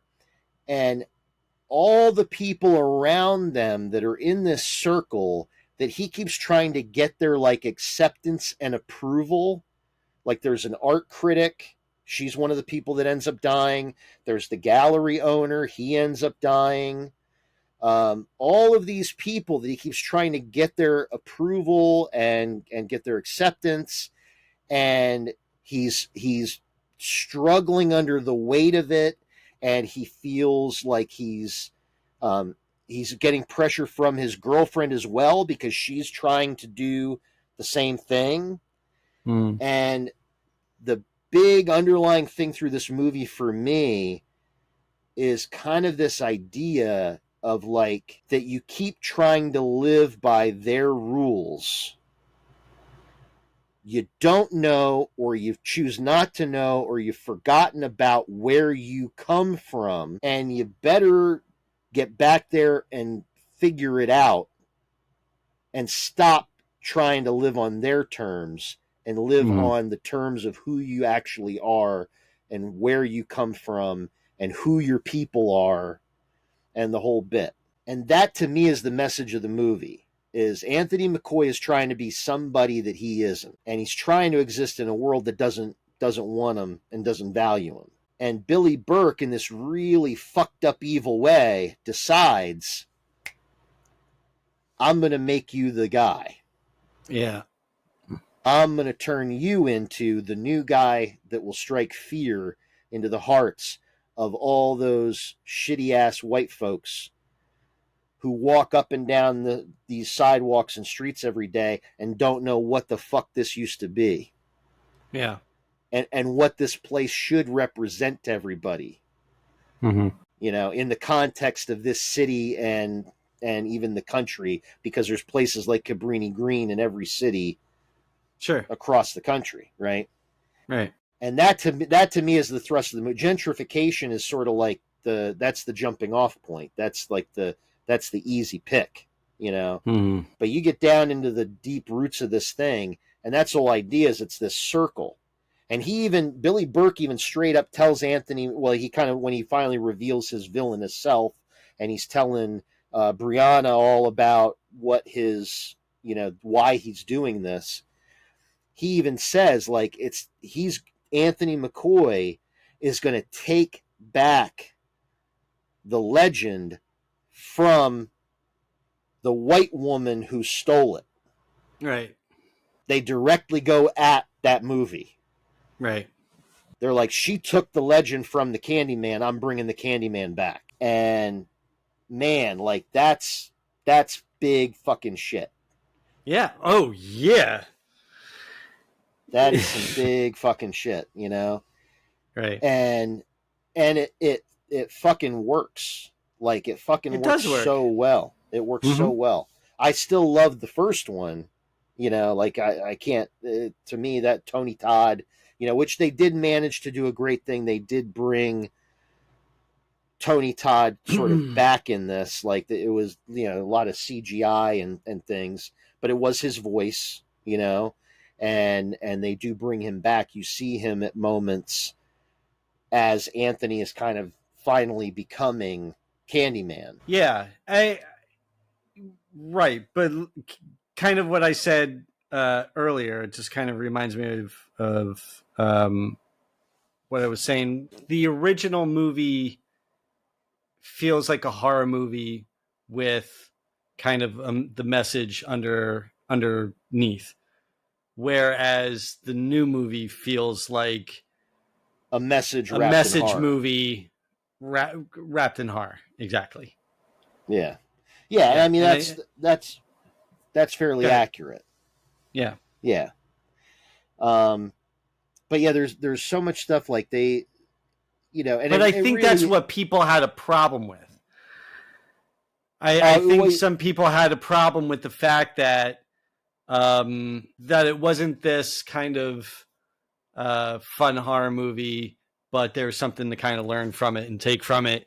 I think people felt like they were beaten over the head with it, which is for the most part, I think it was reviewed positively. I think most people, the reaction to it was good. But there were a lot of haters out there, and I think that's why they didn't like it. and I will say, for as well as the movie did, I mean, the movie did amazingly well when it came out. It was, it was huge. I mean, obviously, again, like I said, Nia DaCosta is the first, black female director to have like a #1 box office hit, right? Mm-hmm. But you haven't seen, like, at least I haven't seen, like, within like the horror culture fandom, it's not really talked about.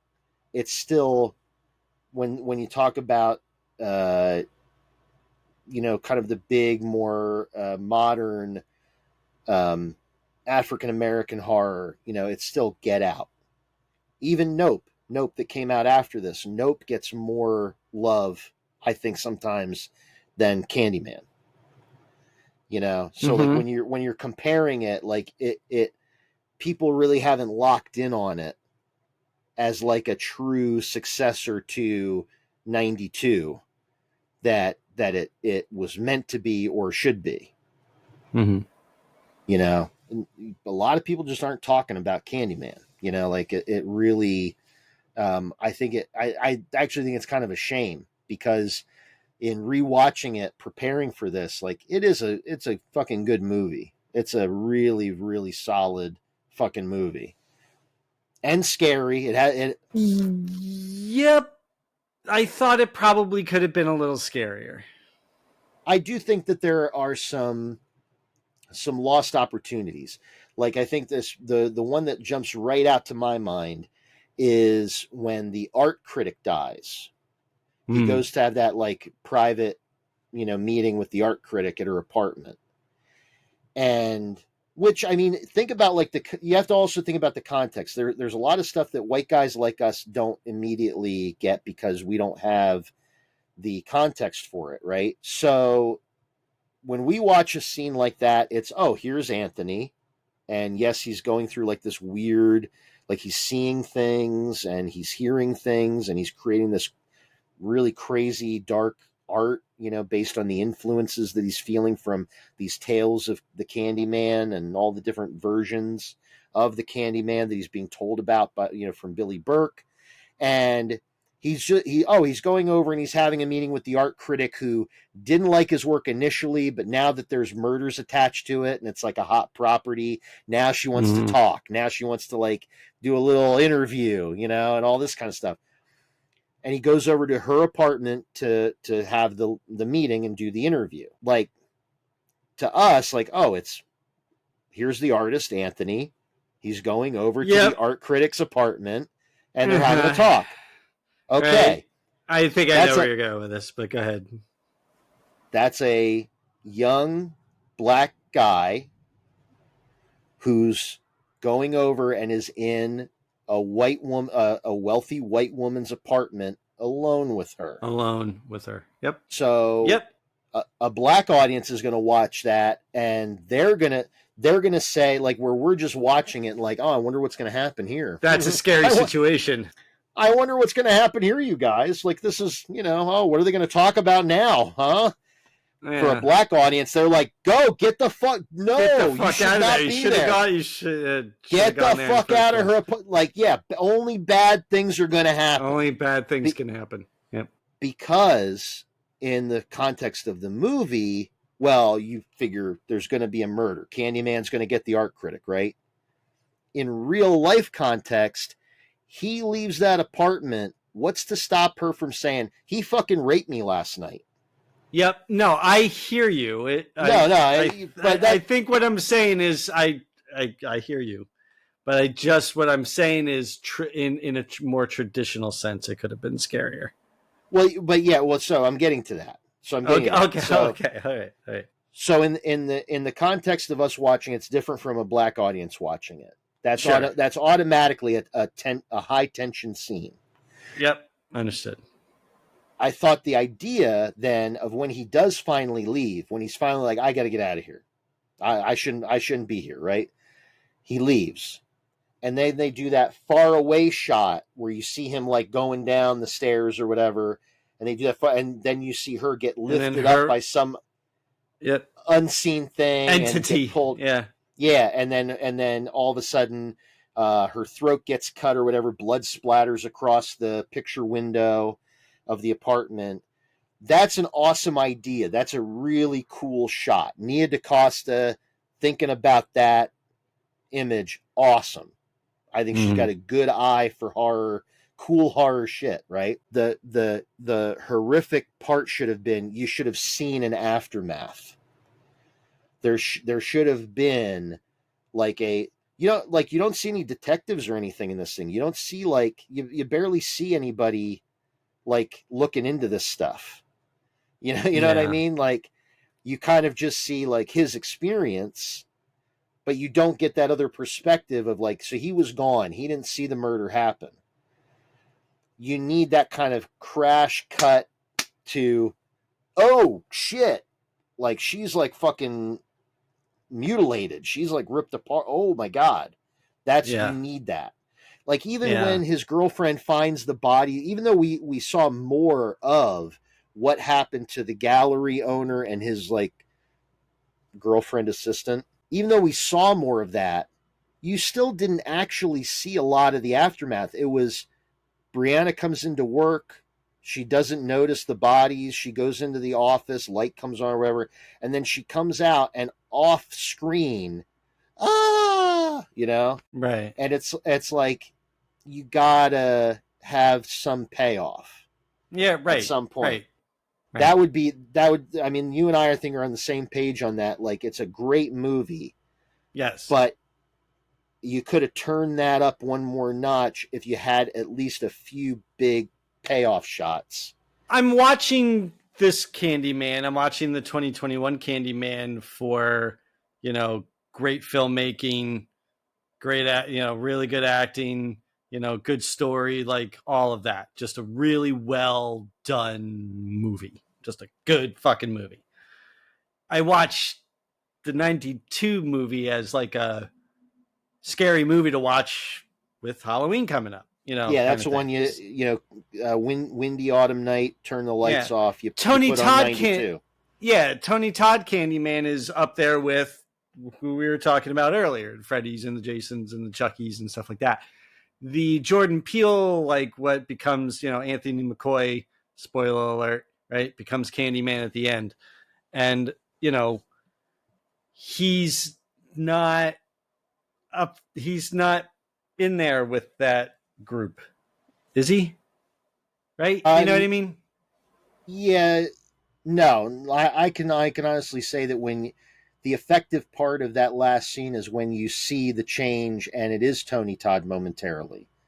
That's when the dread comes, not when it's Anthony McCoy. Yeah. It's when you see Tony, and again, that's a little bit of a difference in the actors too. Like Tony Todd just brought that gravity to it. Mm-hmm. He brought and the voice is so much a big part of that. And unfortunately, I don't get that same feeling from Yaya. Like I don't get that same feeling from him. Like he doesn't make me feel. I actually thought, like, to be honest, I mean, I know you don't watch a lot of the superhero stuff. I thought, as good as he is in this, I felt like his portrayal of like Black Manta, it has something more to it than what he did with this, and that's in Aquaman, right? Yeah.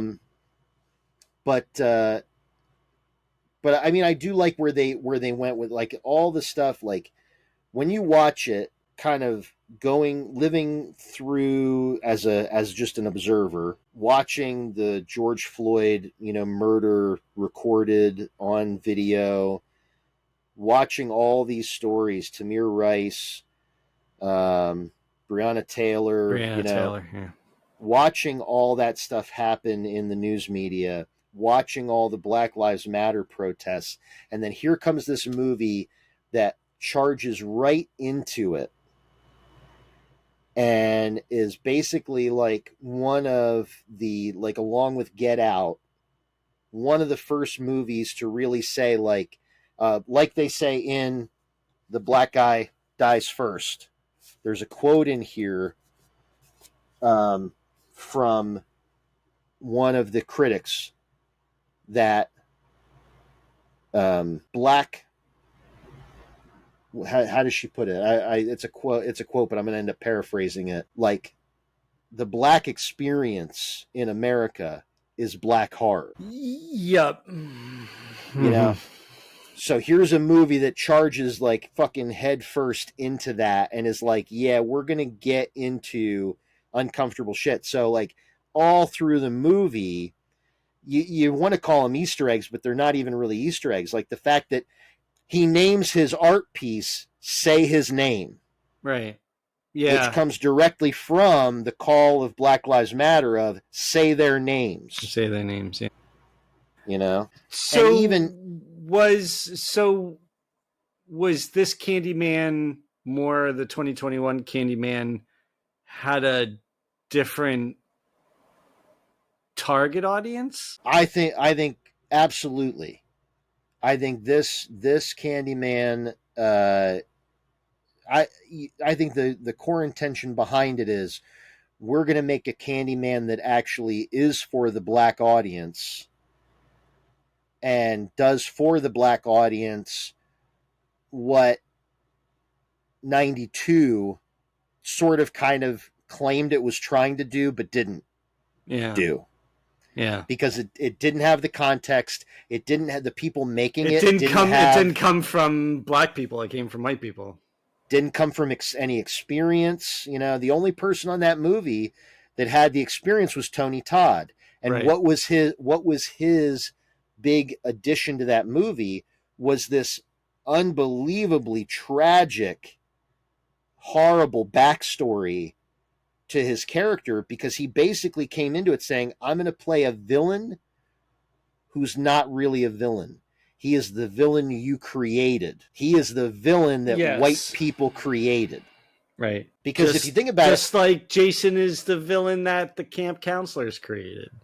Right. That dumb teenagers created. But it's like in Cabrini Green, Helen mistakes the whole thing. Just like we do as viewers, just like I have done. Helen goes in there and starts hearing the way people talk about Candyman in Cabrini Green and thinks that, oh, they're all afraid of him. It's reverence. They talk about him with reverence. You know, when the kid expresses that he's afraid of Candyman, he's afraid of that drug dealer. Yeah. But Vanessa Williams seems genuinely afraid of Candyman. Well, I think she's afraid of the fact that it's sort of like if the name starts coming up, that means bad things are happening. And so you see her in the 2021 movie, just like she lied to Anthony about where they came from, like where they lived, all that stuff that she didn't tell him about what happened when he was a baby. She kept that all from him. It's like she wants to live in a world now that doesn't need Candyman. She wants to she's like, we're good now. We're better. It's better now. We don't live there anymore. That's not us. It's better now. And she kind of represents that generation of people that wanted to just kind of move on, leave that behind.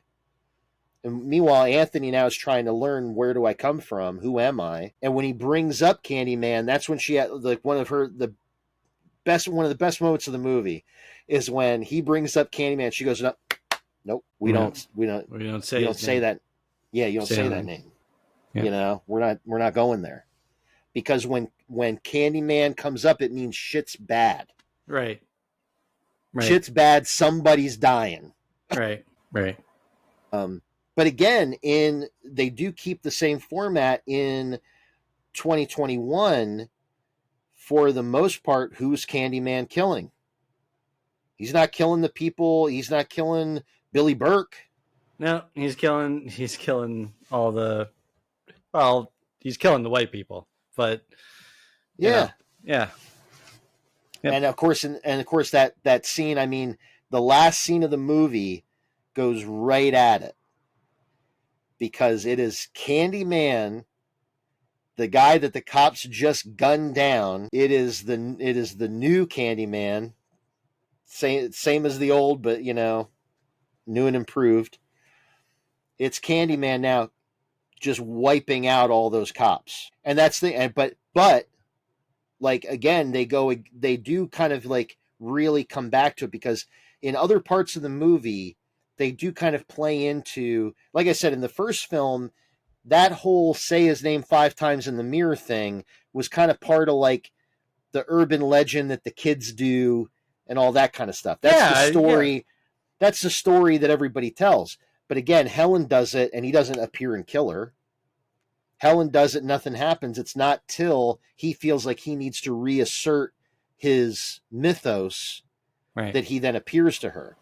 So through most of the 2021 movie, they are still like, there's the bathroom scene where the girls do it, and then all of a sudden all the girls at the high school get killed, which really leans into some mass casualty high school shit that we're not going to get into. I mean, that's a whole nother hour, Yeah.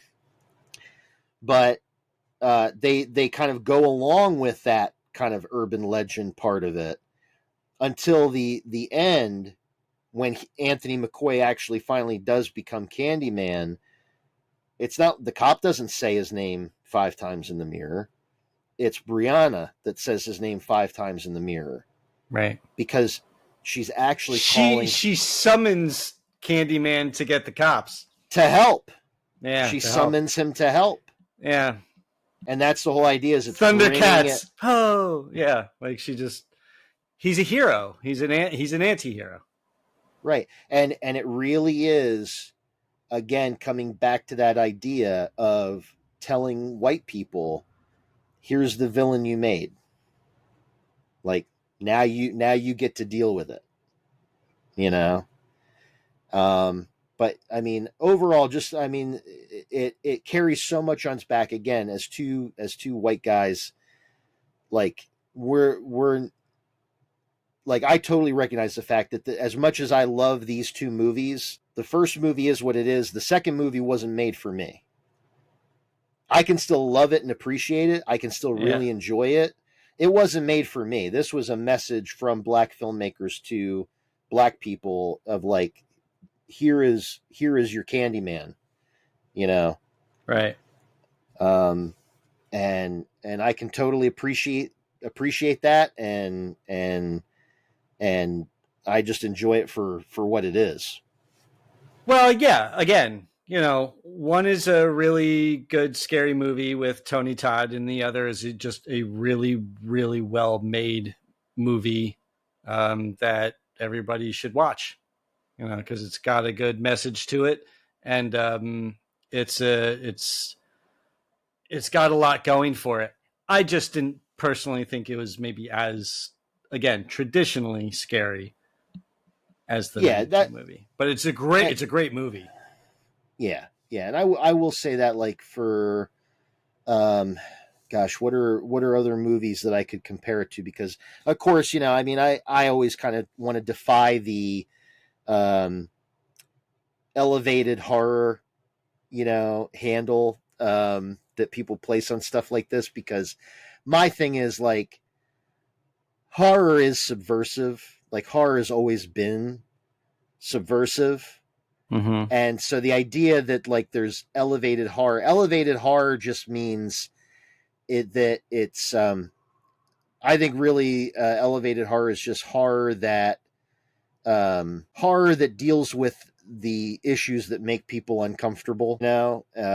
It's got an intention behind it. But I mean, you and I have talked endlessly nights about how so many of the movies that aren't considered elevated, and they're not considered elevated because basically it's like, maybe you just don't kind of get it. Like, you didn't see like what we saw in it, like that there's almost every horror movie ever made, like there's cheapos, throwaways, but like almost every good horror movie has something down. Well, go back and watch, an interview with Wes Craven or John Carpenter and hear them talk about these movies, and with all the subtext and, how in depth they got with it. But like you said, people didn't see that on the surface, because they were just watching Freddy Krueger, drag a girl up a wall and drop her on the bed or whatever. But there's a lot going on in some of those movies.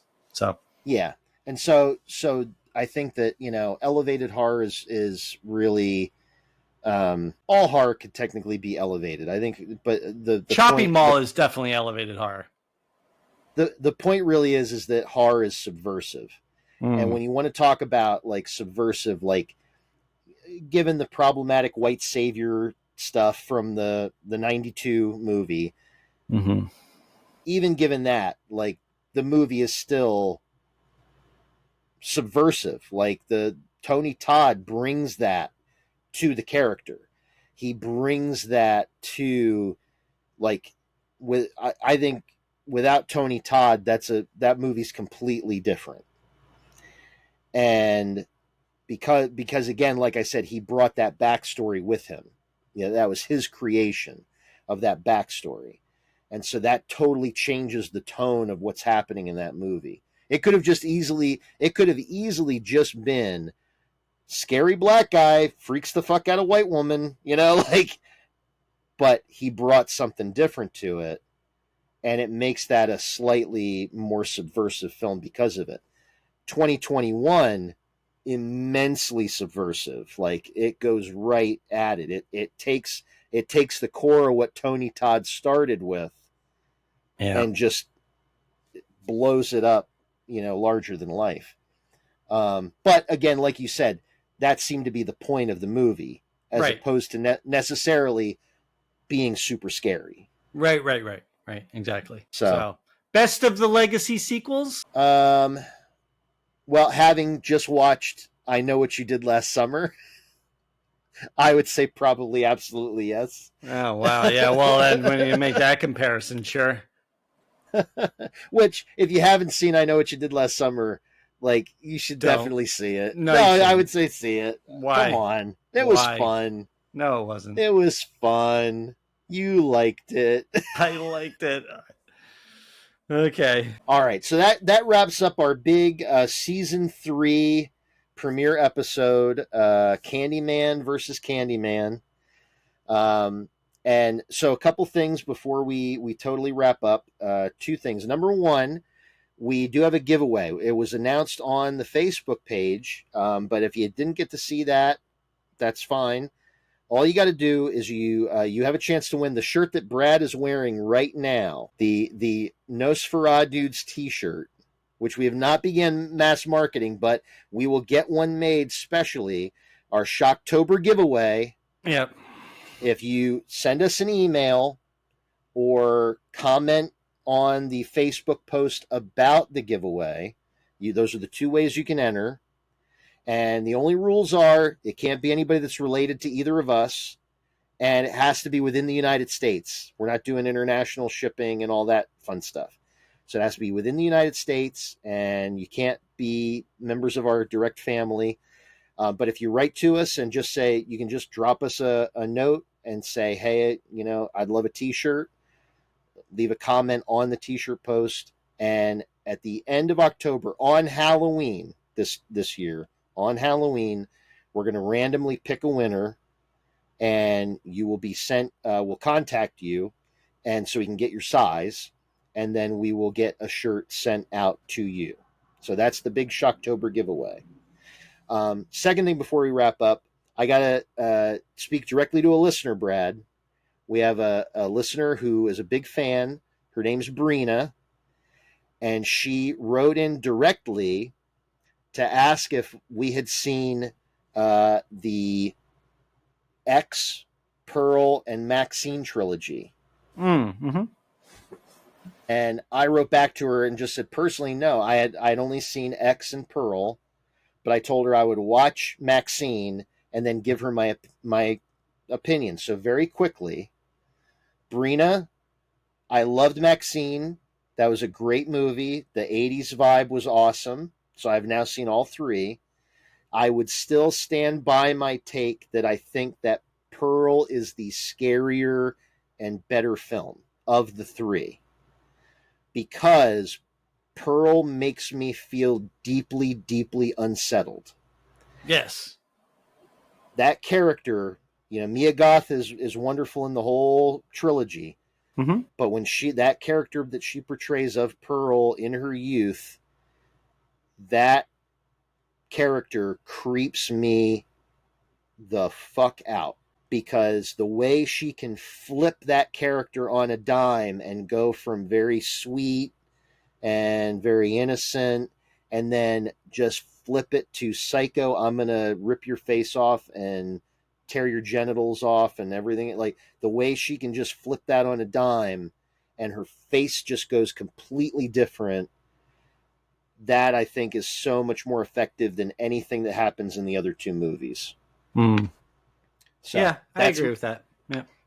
So Brina, that's my take. I love the trilogy, but Pearl is still going to be the one that if I had to watch a scary movie, a really scary one of the three, Pearl is going to be the go-to. So Interesting. Brina, thank you so much for listening and writing in. I really appreciated reading your email. On that note, from me and me, thanks for listening, and remember, the broadcast is coming from inside the house, and I don't have any snap. I got nothing.